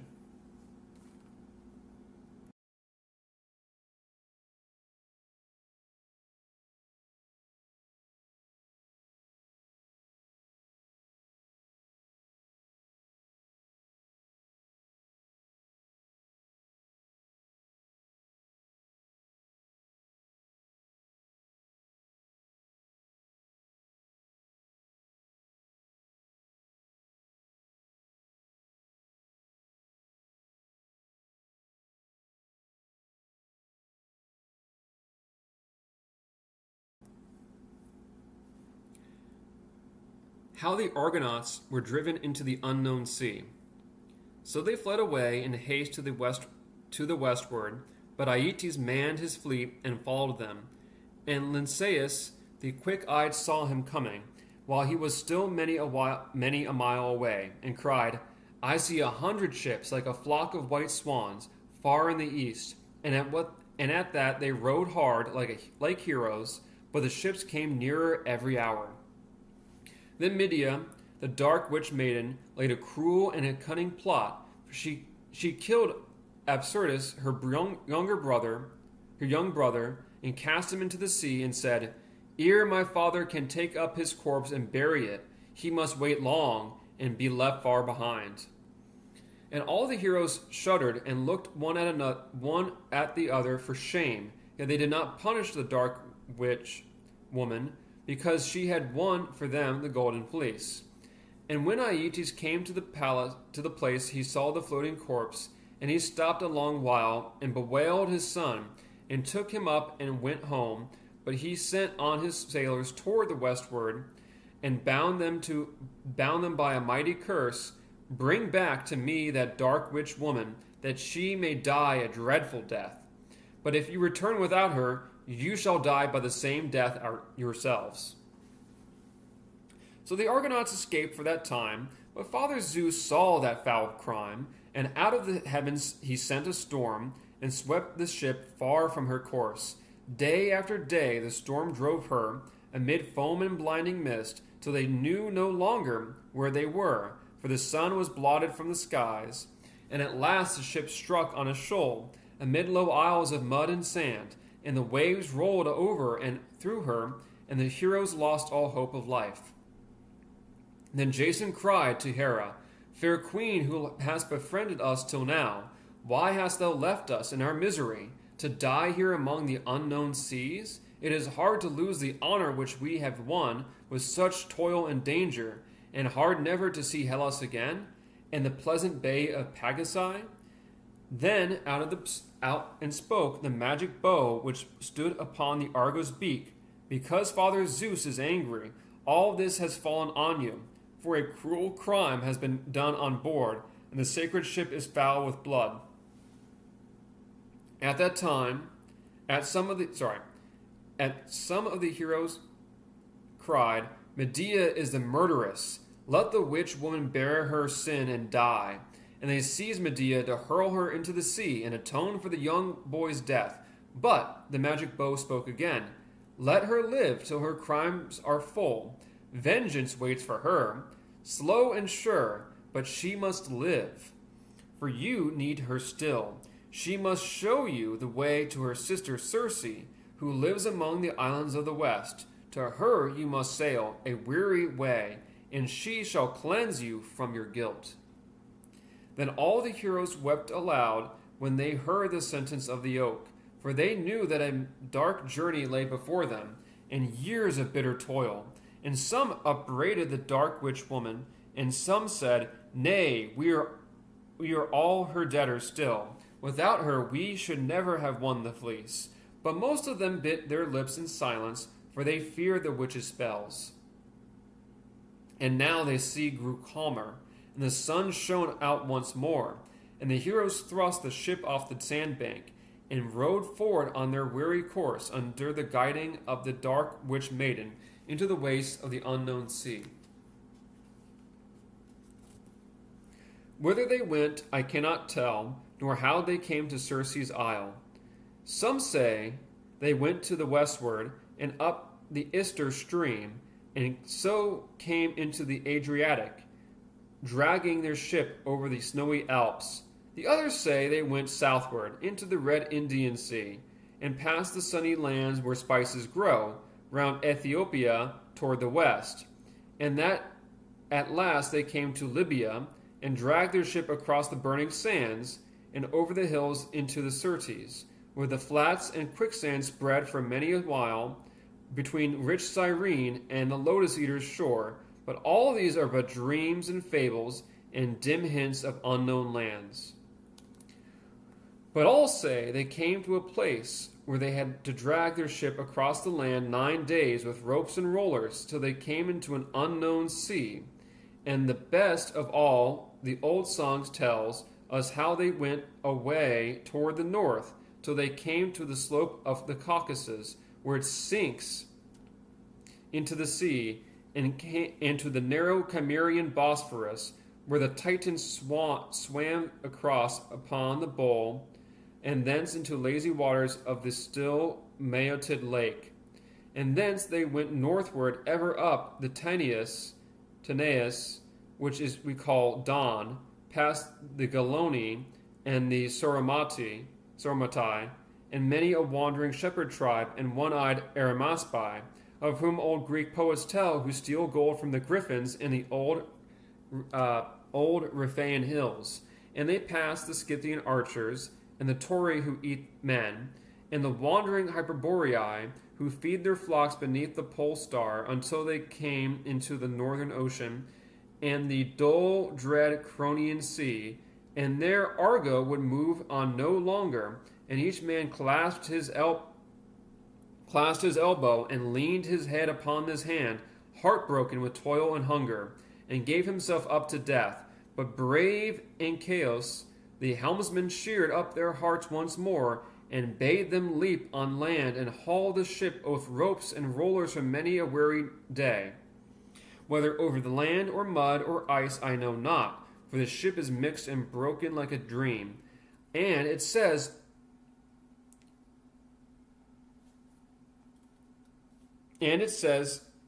next, how they came to the rich nation of the famous long-lived men, into the coast of the Cimmerians, who never saw the sun, buried deep in the glens of the snow mountains, into the fair land of Hermione, where dwelt of the most righteous of all nations, into the gates of the world below, and to the dwelling place of dreams. And at last Ancaeus shouted, Endure a little while, brave friends, the worst is surely past. For I can see the pure west wind ruffle the water, and hear the roar of the ocean on the sands. So raise up the mast, and set the sail, and face what comes like men. Then out spoke the magic bow. Ah, would that I had perished long ago, and had been whelmed by the dread blue rocks, beneath the fierce swell of the Euxine. Better so, than to wander forever disgraced by the guilt of my princes. For the blood of Absyrtus still tracks me, and woe follows hard upon woe. And now some dark horror will clutch me. If I come near the Isle of Iron, Unless you will cling to the land and sail southward and southward forever, I shall wander beyond the Atlantic to the ocean which has no shore." Then they blessed the magic bow and sailed southward along the land, but ere they could pass Iron, the land of mists and storms, the wild wind came down, dark and roaring, and caught the sail and strained the ropes, and away they drove 12 nights on the wide, wild western sea, though through the foam and over the rollers, while they saw neither sun nor stars, and they cried again, "We shall perish, for we know not where we are. We are lost in the dreary damp darkness, and cannot tell north from south." But Linnaeus, the long-sighted, called gaily from the bows, "Take heart again, brave sailors, for I see a pine-clad isle, and the halls of that kind Earth Mother, with a crown of clouds around them." But Orpheus said, "Turn from them, for no living man can land there. There is no harbor on that coast, but steep-walled cliffs all around." So when Chaos turned his ship away, and for 3 days more they sailed on, till they came to Aiaia, Circe's home, in the fairest island of the west. And there Jason bid them land and seek about for any sign of living man. As they went inland, Circe met them, coming down toward the ship, and they trembled before they saw her, for her hair and face and their robes shone like flame. And she came and looked at Medea, and Medea hid her face beneath her veil. And Circe cried, "Ah, wretched girl, have you forgotten all your sins, that you come hither to my island, where the flowers bloom all the year round?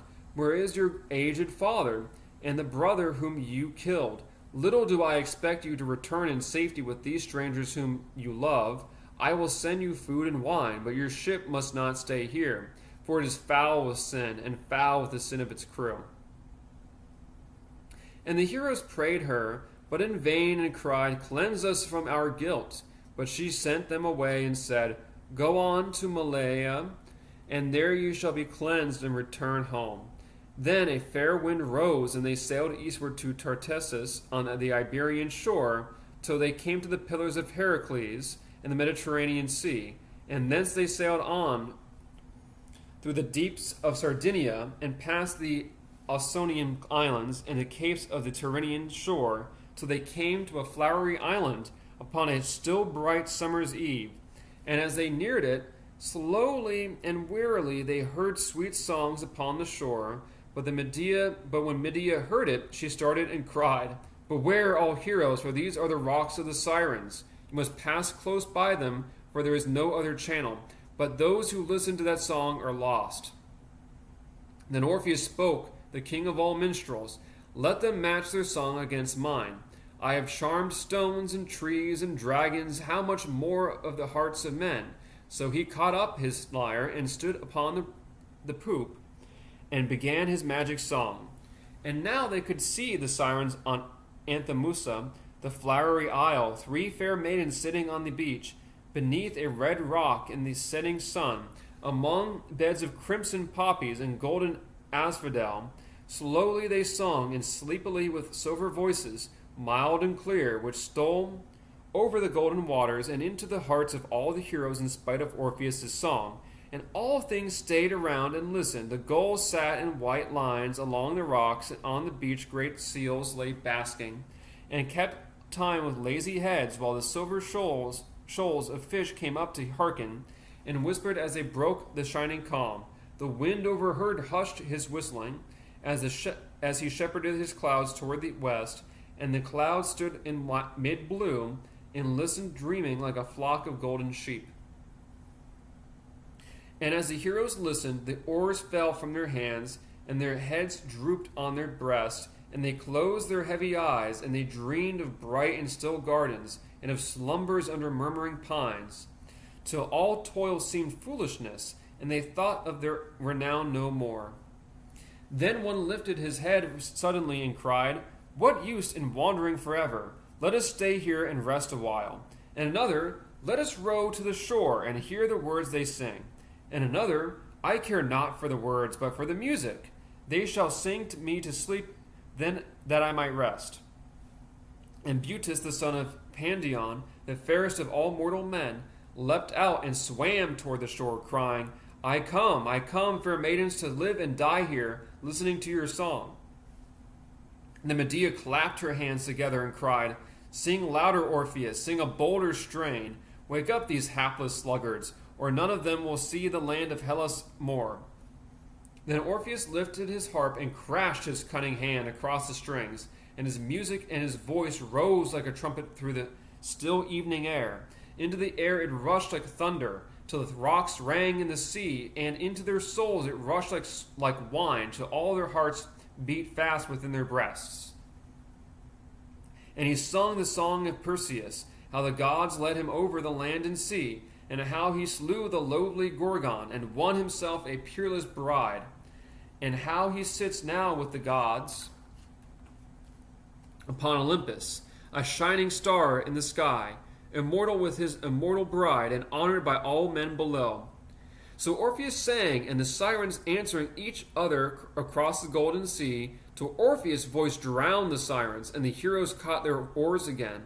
And they cried, We will be men like Perseus, and we will dare and suffer to the last. Sing us his song again, brave Orpheus, that we may forget the sirens and their spell. And as Orpheus sang, they dashed their oars into the sea, and he kept time to his music, and they fled fast away, and the sirens' voices died behind them, and the hissing of the foam along their wake.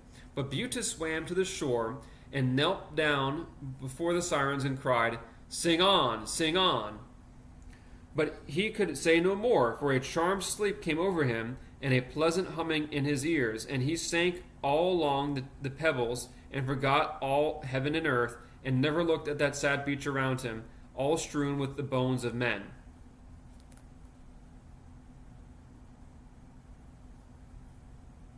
Then slowly rose up the three fair sisters, with cruel smile upon their lips, and slowly they crept down towards him, like leopards who creep upon their prey, and their hands were like the talons of eagles, and they stepped across the bones of their victims to enjoy their cruel feast. But fairest Aphrodite saw him from the highest Idalian peak, and she pitied his youth and his beauty, and leapt up from her golden throne, and like a falling star she cleft the sky, and left a trail of glittering light, till she stooped to the isle of the sirens, and snatched their prey from their claws. And she lifted Butes as he lay sleeping, and wrapped him in a golden mist, and she bore him to the peak of Lilybaeum, and he slept there many a pleasant year. But when the sirens saw that they were conquered, they shrieked for envy and rage, and leapt from the beach into the sea, and they were changed into rocks until this day. Then they came to the straits of Lilybaeum, and saw Sicily, and the three-cornered island under the Enceladus. The giant lies groaning day and night, when he turns the earth quakes, and his breath bursts out in roaring flames from the highest cone of Etna. Above the chestnut woods, and there Charybdis caught them in its fearful coils of wave, and rolled mast high about them, and spun them round and round, and they could go neither back nor forward, while the whirlpool stuck them in. And while they struggled, they saw near them, on the other side of the strait, a rock stand in the water, with its peak wrapped around in clouds, a rock which no man could climb, though he had 20 hands and feet, for the stone was smooth and slippery, as if polished by man's hands, and halfway up a misty cave looked out toward the west. And when Orpheus saw it, he groaned, and struck his hands together. And little will it help us, he cried, to escape the jaws of the whirlpool, for in the cave lives Scylla, the sea hag, with a young whelp's voice. My mother warned me of her ere we sailed away from Hellas. She has 6 heads and 6 long necks, and hides in the dark cleft. And from her caves she fishes for all things which pass by, for sharks, and seals, and dolphins, and all the herd of amphitrite. and never ship's crew boasted that she came safe by her rock. And for she bends her long necks down to them, and every mouth takes up a man. And who will help us now? For Hera and Zeus hate us, and our ship is foul with guilt, so we must die, whatever befalls. Then out of the depths came Thetis, Peleus' silver-footed bride, for love of her gallant husband, and all her nymphs around her. And they played like snow-white dolphins, diving on from wave to wave before the ship in her wake, and beside her as dolphins play. And they caught the ship and guided her, and passed her on from hand to hand, and tossed her through the billows as maidens toss the ball. And when Scylla stooped to seize her, they struck back her ravening heads, and foul Scylla whined as a whelp whines, and the touch of her gentle hands. But she shrank into her cave affrighted, for all bad things shrink from good. And Argo leapt safe past her, while a fair breeze rose behind. Then Thetis and her nymphs sank down to their coral caves beneath the sea, and their gardens of green and purple, where live flowers bloom all year round, while the heroes went on rejoicing, yet dreading what might come next. And after that they rowed on steadily for many a weary day, till they saw a long high island, and beyond it a mountain land, but wide within, and black ships without number, high and dry upon the shore.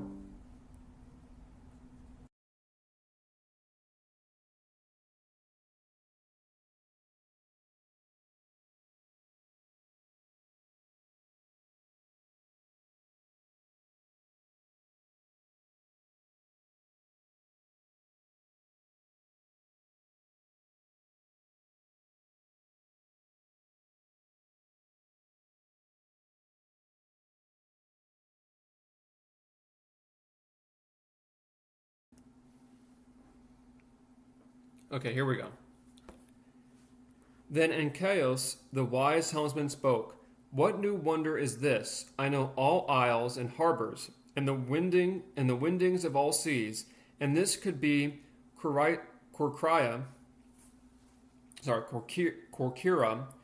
where a few wild goat herds dwell. But whence come these new harbors and vast works of polished stone? But Jason said, they can be no savage people. We will go in and take our chance. So they rowed into the harbor among 1,000 black-beaked ships, each larger far than Argo, toward a quay of polished stone. And they wondered at that mighty city with its roofs of burnished brass, and long and lofty walls of marble, with strong palisades above. And the quays were full of people, merchants and mariners and slaves going to and fro with merchandise among the crowds of ships, and heroes' hearts were humbled. And they looked at each other and said, We thought ourselves a gallant crew when we sailed from Iolcus by the sea, but how small we look before the city, like an ant before a hive of bees. Then the sailors hailed them roughly from the quay, What men are you? We want no strangers here, nor pirates. We keep our business to ourselves. But Jason answered gently, with many a flattering word, and praised their city and their harbor and their fleet of gallant ships. Surely you are the children of Poseidon and the masters of the sea, and we but poor wandering mariners, worn out with thirst and toil. Give us but food and water, and we will go on our voyage in peace. Then the sailors laughed and answered, Stranger, you are a fool. You are no fool. You talk like an honest man, and you shall find us honest too. We are the children of Poseidon and the masters of the sea. But come ashore to us, and you shall have the best that we can give. So they limped ashore, all stiff and weary, with long ragged beards and sunburnt cheeks, and garments torn and weather-stained, and weapons rusted with the spray. While the sailors laughed at them, for they were rough-tongued, and though their hearts were frank and kind, and one said, These fellows are but raw sailors. They look as if they had been seasick all the day. And another, their legs have grown crooked with much rowing, till they waddle in their walk like ducks. At that, Idas the rash would have struck them, but Jason held him back, till one of the merchant kings spoke to them, a tall and stately man. Do not be angry, strangers. The sailor boys must have their jest. But we will treat you justly and kindly, for strangers and poor men come from God, and you seem no common sailors, but by your strength and height and weapons come up with me to the palace of Alcinous, the rich sea-going king, and we will feast you well and heartily, and after that you shall tell us your name. But Medea hung back and trembled and whispered in Jason's ear, We are betrayed, and are going to our ruin, for I see my countrymen among the crowd, dark-eyed Colchi in steel mail shirts, such as they wear in my father's land. It is too late to turn, said Jason, and he spoke to the merchant king. What country is this, good sir, and what is this new-built town? This is the land of Phaeaces, beloved by all the immortals, for they come hither and feast like friends with us, and sit by our side in the hall. Hither we come from Liburnia to escape the unrighteous Cyclopes, for they robbed us, peaceful merchants, of our hard-earned wares and wealth. So Nausithous, the son of Poseidon, brought us hither, and died in peace, and now his son Alcinous rules us, and Arete, the wisest of queens.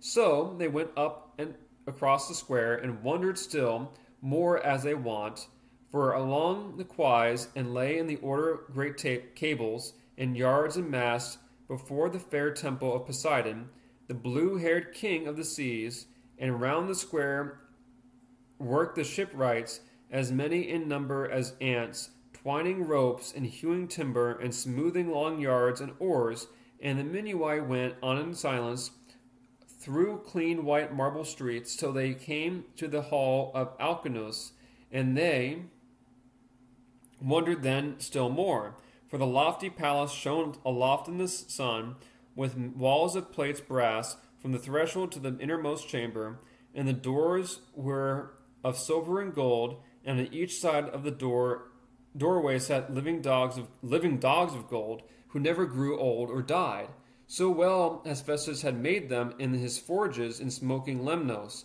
and gave them to Alcinous to guard his gates by night, and within against the walls stood thrones on either side, down the whole length of the hall, strewn with rich glossy shawls, and on them as the merchant kings of those crafty sea-roving Phaeaces sat eating and drinking in pride, and feasting there all the year round. And boys of molten gold stood each on a polished altar, and held torches in their hand to give light all night to their guests. And round the house sat 50 maidservants, some grinding the meal in the mill, and some turning the spindle, and some weaving at the loom, while their hands twinkled as they passed the shuttle like quivering aspen leaves. And outside before the palace a great garden was walled round, filled full of stately fruit trees, gray olives and sweet figs, pomegranates, pears, and apples, which bore the whole year round, for the rich southwest wind fed them, till pear grew ripe on pear, fig on fig, and grape on grape, all the winter and the spring, and all the farther and gay flower beds bloomed through all the seasons of the year, and the two fair fountains rose and ran, one through the garden grounds, and the one beneath the palace gate, to water all their town. Such noble gifts in heavens had given to Alcinous the wise. So they went in, and saw him sitting, like Poseidon, on his throne, with his golden scepter by him in garments, stiff with gold, and in his hands a sculptured goblet, as he pledged the merchant kings, and beside him stood Arete, his son and lovely queen, and leaned against a pillar as she spun her golden threads. Then Alcinous rose and welcomed them, and bade them sit and eat, and the servants brought them tables and bread and meat and wine. But Medea went on trembling before Arete, the fair queen, and fell on her knees, and clasped them, and cried, weeping as she knelt, I am your guest, fair queen, and I entreat you by Zeus, for whom prayers come. Do not send me back to my father to die some dreadful death, But let me go my way and bear my burden. Have I not had enough of punishment and shame? Who are you, strange maiden, and what is the meaning of your prayer? I am Medea, daughter of Aeetes, and I saw my countrymen here today, and I know that they are come to find me, and take me home to die some dreadful death. Then Arete frowned and said, Lead this girl in, my maidens, and let the kings decide, not I. And Alcinous leapt up from his throne and cried, Speak, strangers, who are you? And who is this maiden?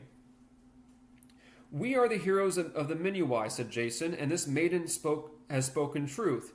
We are the men who took the golden fleece, the men whose fame has run round every shore, who we came hither out of the ocean, after sorrows such as man never saw before. We went out many and came back few, for many noble comrades have we lost. So let us go, as you should have let us. You should let your guests go in peace, that the world may say, Alcinous is a just king. But Alcinous frowned and stood deep in thought, and at last he spoke, Had not the deed been done which is done? I should have said this day to myself, It is an honor to Alcinous and to his children after him, that the far-famed Argonauts are his guests, but these Colchi are my guests, as you are. And for this month they have waited here with all their fleet, for they have hunted all the seas of Hellas, and could not find you, and dared neither go farther nor go home. Let them choose out their champions, and we will fight them, man for man. No guest of ours shall fight upon our island, and if you go outside they will outnumber you. Will do justice between you, for I know and do what is right. Then he turned to his kings and said, This may stand over till tomorrow. Tonight we will feast our guests, and hear the story of all their wanderings, and hear how they came hither out of the ocean.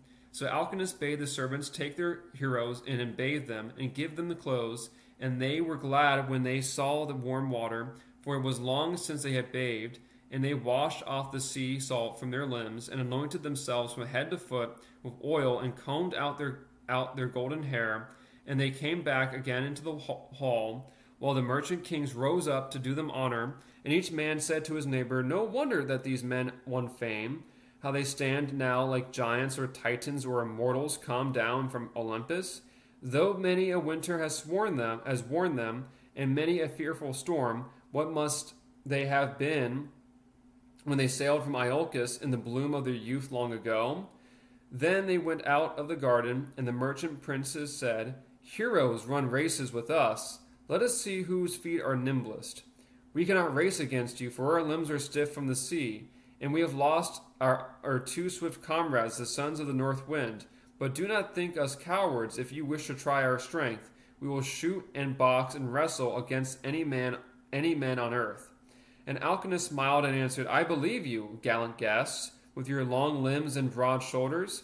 You could never match you here, for we care nothing here for boxing, or for shooting with the bow, but for feasts and songs and harping and dancing and running races to stretch our limbs on shore.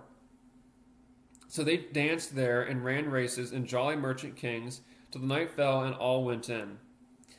And then they ate and drank and comforted their weary souls, till Alcinous called a herald and bade him go and fetch the harper.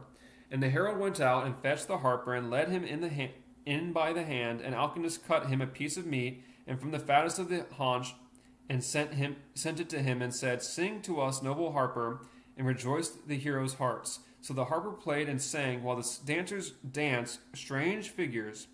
And after that, the tumblers showed their tricks, till the heroes laughed again. Then, tell me, heroes, asked Alcinous, you who have sailed the ocean round, and seen the manners of all nations, have you seen such dancers as ours here, or heard such music and such singing? We hold ours to be the best on earth.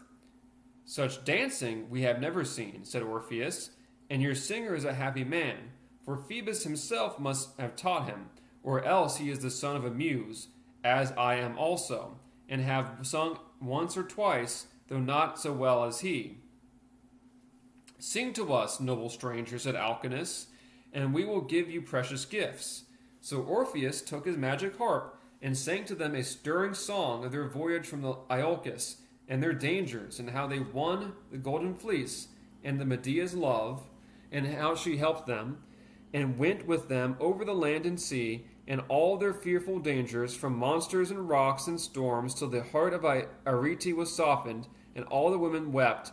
And the merchant kings rose up, each man from off his golden throne, and clapped their hands and shouted, "Hail to the noble Argonauts, who sailed the unknown sea." Then he went on and told the journey over the sluggish northern main, and through the shoreless outer ocean to the fairy island of the west, and to the Sirens and Scylla, and the Charybdis, and all the wonders they had seen, till the midnight passed and day dawned. But the kings never thought of sleep. Each man sat still and listened, with his chin upon his hand. And at last, when Orpheus had ended, they all went thoughtful out, and the heroes lay down to sleep beneath the sounding porch outside, where Arete had strewn them rugs and carpets in the sweet, still summer night. But Arete pleaded hard with her husband for Medea, for her heart was softened, and she said, "The gods will punish her, not we. After all, she is our guest and my suppliant, and prayers are the daughters of Zeus, and who, too, dare part man and wife after all they have endured together?" And Alcinous smiled. "The minstrel's song has charmed you, but I must remember what is right, for songs cannot alter justice. And I might be faithful to my name. Alcinous I am called, the man of sturdy sense, and Alcinous I will be. But for all that Arete besought, until she won him round." So next morning he sent a herald and called the kings into the square and said, "This is a puzzling matter. Remember but one thing. These Minui live close by us, and we may meet them often on the seas. But Aeetes lives afar off, and we have only heard his name. Which then of the two is safer to offend, the men near us or the men far off?" The princes laughed and praised his wisdom. And Alcinous called the heroes to the square, and the Colchi also, and they came and stood opposite each other. Medea stayed in the palace, and Alcinous spoke, Heroes of the Colchi, what is your errand about this land? To carry her home with us, that she may die a shameful death. But if we return without her, we must die the death that she should have died. What say you to this, Jason the Iolid?" said Alcinous, turning to the Minui. "I say," said the cunning Jason, "that they are come here on a bootless errand. Do you think that you can make her follow you?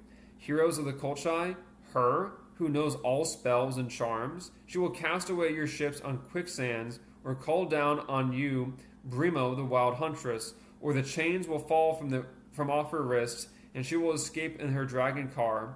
Or, if not thus, some other way, for she has 1,000 plans and wiles. And why return home at all, brave heroes, and face the long seas again, and the Bosphorus and the stormy Euxine, and double all your toil?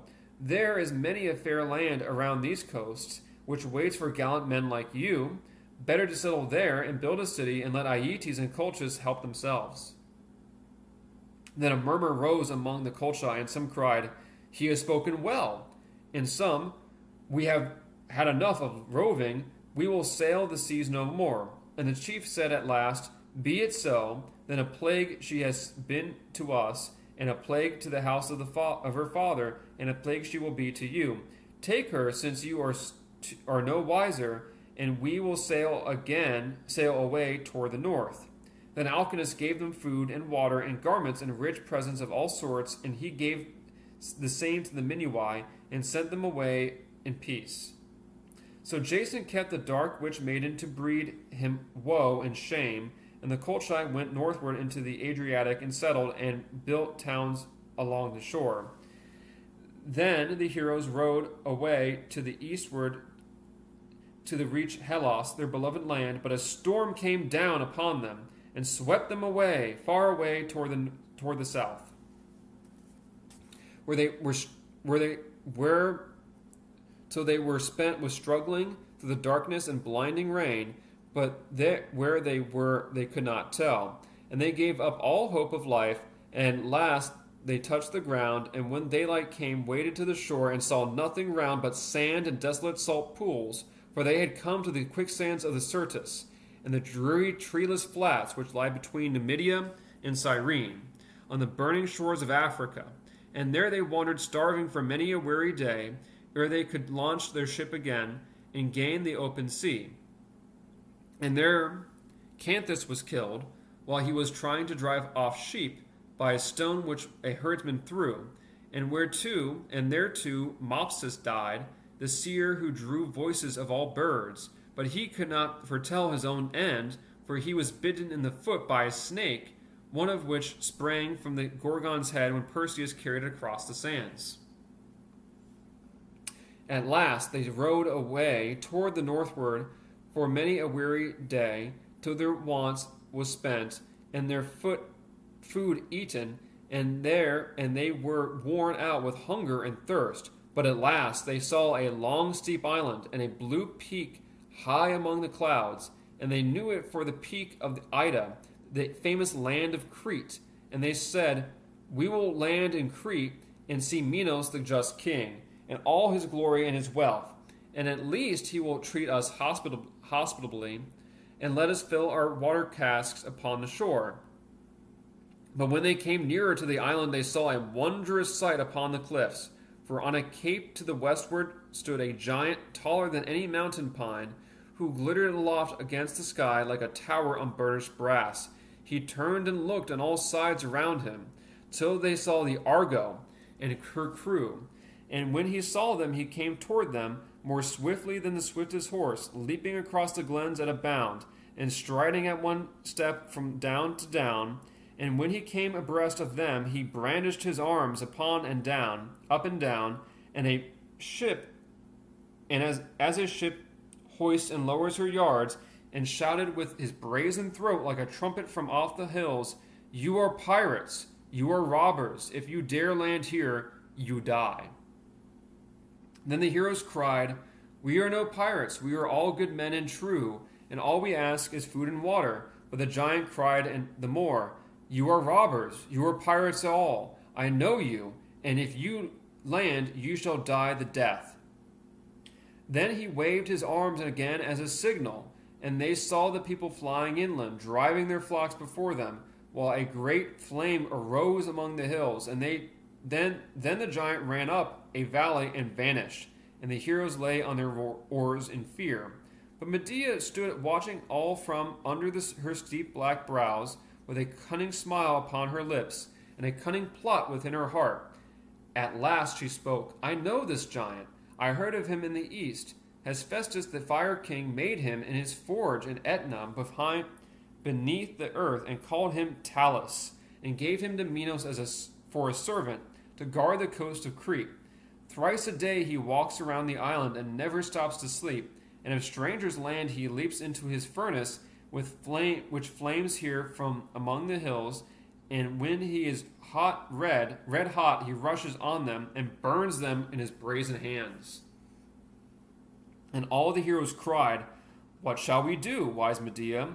We must have water, or we die of thirst. Flesh and blood we can face fairly, but who can face this red hot brass?" "I can face red hot brass, if the tale I heard be true, for they say that he has but one vein in all his body, filled with liquid fire, and that this vein is closed with a nail, but I know not where this nail is placed. But if I can get it once into these hands, you shall water your ship here in peace." Then she bade them put her on shore, and row off again, and wait what would befall. And the heroes obeyed her unwillingly, for they were ashamed to leave her so alone. But Jason said, "She is dearer to me than to any of you, yet I will trust her freely on shore. She has more plots than we can dream of in the windings of that fair and cunning head." So they left the witch maiden on the shore, and she stood there in her beauty all alone, till the giant strode back red hot from head to heel, while the grass hissed and smoked beneath his tread. And when he saw the maiden alone, he stopped, and she looked boldly up to his face without moving, and began her magic song. Life is short, through life is sweet, and even men of brass and fire must die. The brass must rust, the fire must cool, for time gnaws all things in their turn. Life is short, though life is sweet, but sweeter to live forever, sweeter to live ever youthful like the gods, who have ichor in their veins, ichor which gives life and youth and joy and abounding heart. Then Talus said, Who are you, strange maiden, and where is this ichor of youth? The Medea held up a flask of crystal and said, Here is the ichor of youth. I am Medea, the enchantress. My sister Circe gave me this, and said, Go and reward Talus, the faithful servant, for his fame is gone out into all the lands. So come, I will pour into your veins that you may live forever young. And he listened to her false words, that simple Talus, and came near, and Medea said, Dip yourself in the sea first, and cool yourself, lest you burn my tender hands. Then show me where the nail in your veins is, that I may pour the ichor in. Then the simple Talus dipped himself in the sea, till it hissed and roared and smoked, and came and knelt before Medea, and showed her the secret nail. And she drew the nail out gently, but she poured no ichor in, and instead the liquid fire spouted forth like a stream of red-hot iron. And Talus tried to leap up, crying, You have betrayed me, false witch maiden. But she lifted up her hands and before him, and sang, till he sank beneath her spell. And as he sank, his brazen limbs clanked heavily, and the earth groaned beneath his weight, and the liquid fire ran from his heel like a stream of lava to the sea. And Medea laughed and called to the heroes, Come ashore, and water your ship in peace. So they came and found the giant lying dead, and they fell down and kissed Medea's feet, and watered their ship, and took sheep and oxen, and so left that inhospitable shore. At last, after many more adventures, they came to the Cape of Malea, at the southwest point of the Peloponnese, and there they offered sacrifices, and Orpheus purged them from their guilt. And they rowed away again to the northward, past the Laconian shore, and came all worn and tired by Sunium, and up the long Euboean strait, until they saw once more Pelion, and Aphetai, and Iolcus by the sea. And they ran the ship ashore, but they had no strength left to haul her up the beach. And they crawled out on the pebbles, and sat down, and wept till they could weep no more. For the houses and the trees were all altered, and all the faces which they saw were strange, and their joy was swallowed up in sorrow. For while they thought of their youth, and all their labor, and the gallant comrades they had lost, and the people crowded around and asked them, Who are you, that you sit weeping here? We are the sons of your princes, who sailed out many a year ago. We went to fetch the golden fleece, and we have brought it, and grief therewith. Give us news of our fathers and our mothers, if any of them be left alive on earth. Then there was shouting and laughing and weeping, and all the kings came to the shore, and they led away the heroes to their homes, and bewailed the valiant dead. Then Jason went up with Medea to the palace of his uncle Peleus, and when he came in, Peleus sat by the hearth, crippled and blind with age, while the opposite him sat Aeson, Jason's father, crippled and blind likewise. And the two men's old heads shook together as they tried to warm themselves before the fire. And Jason fell down at his father's knees and wept, and called him by his name. And the old man stretched his hands out and felt him and said, Do not mock me, young hero. My son Jason is dead long ago at sea.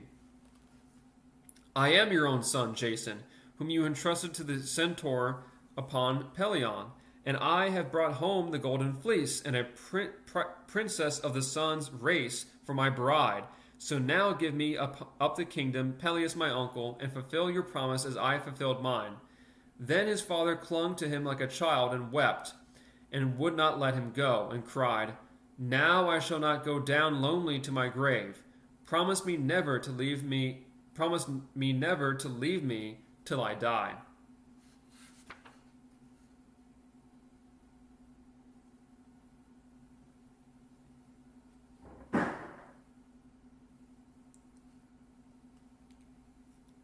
And that's the end of the section. I have a short, brief sort of outro for it as well. I'll get too soon.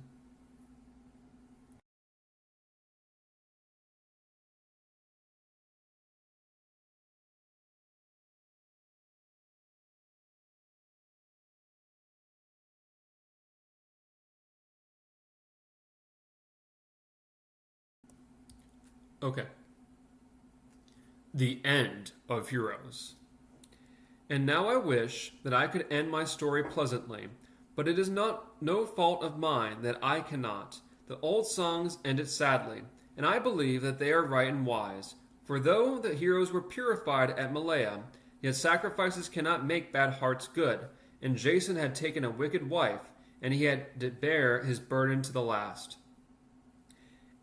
And first she laid a cunning plot to punish that poor old Pelias, instead of letting him die in peace. For she told his daughters, I can make old things young again. I will show you how easy it is to do. So she took an old ram and killed him, and put him in a cauldron with magic herbs, and whispered her spells over him. And he leapt out again a young lamb. So that Medea's cauldron is a proverb still, but which we mean times of war and change, when the world has become old and feeble, and grows young again through bitter pains. Then she said to Peleus' daughters, Do to your father as I did to this ram, and he will grow young and strong again. But she only told them half the spell, so they failed, while Medea mocked them, and poor old Peleus died, and his daughters came to misery. But the songs say she cured Aeson, Jason's father, and he became young and strong again. But Jason could not love her after all her cruel deeds, so he was ungrateful to her and wronged her, and she revenged herself on him, and a terrible revenge she took, too terrible to speak of here.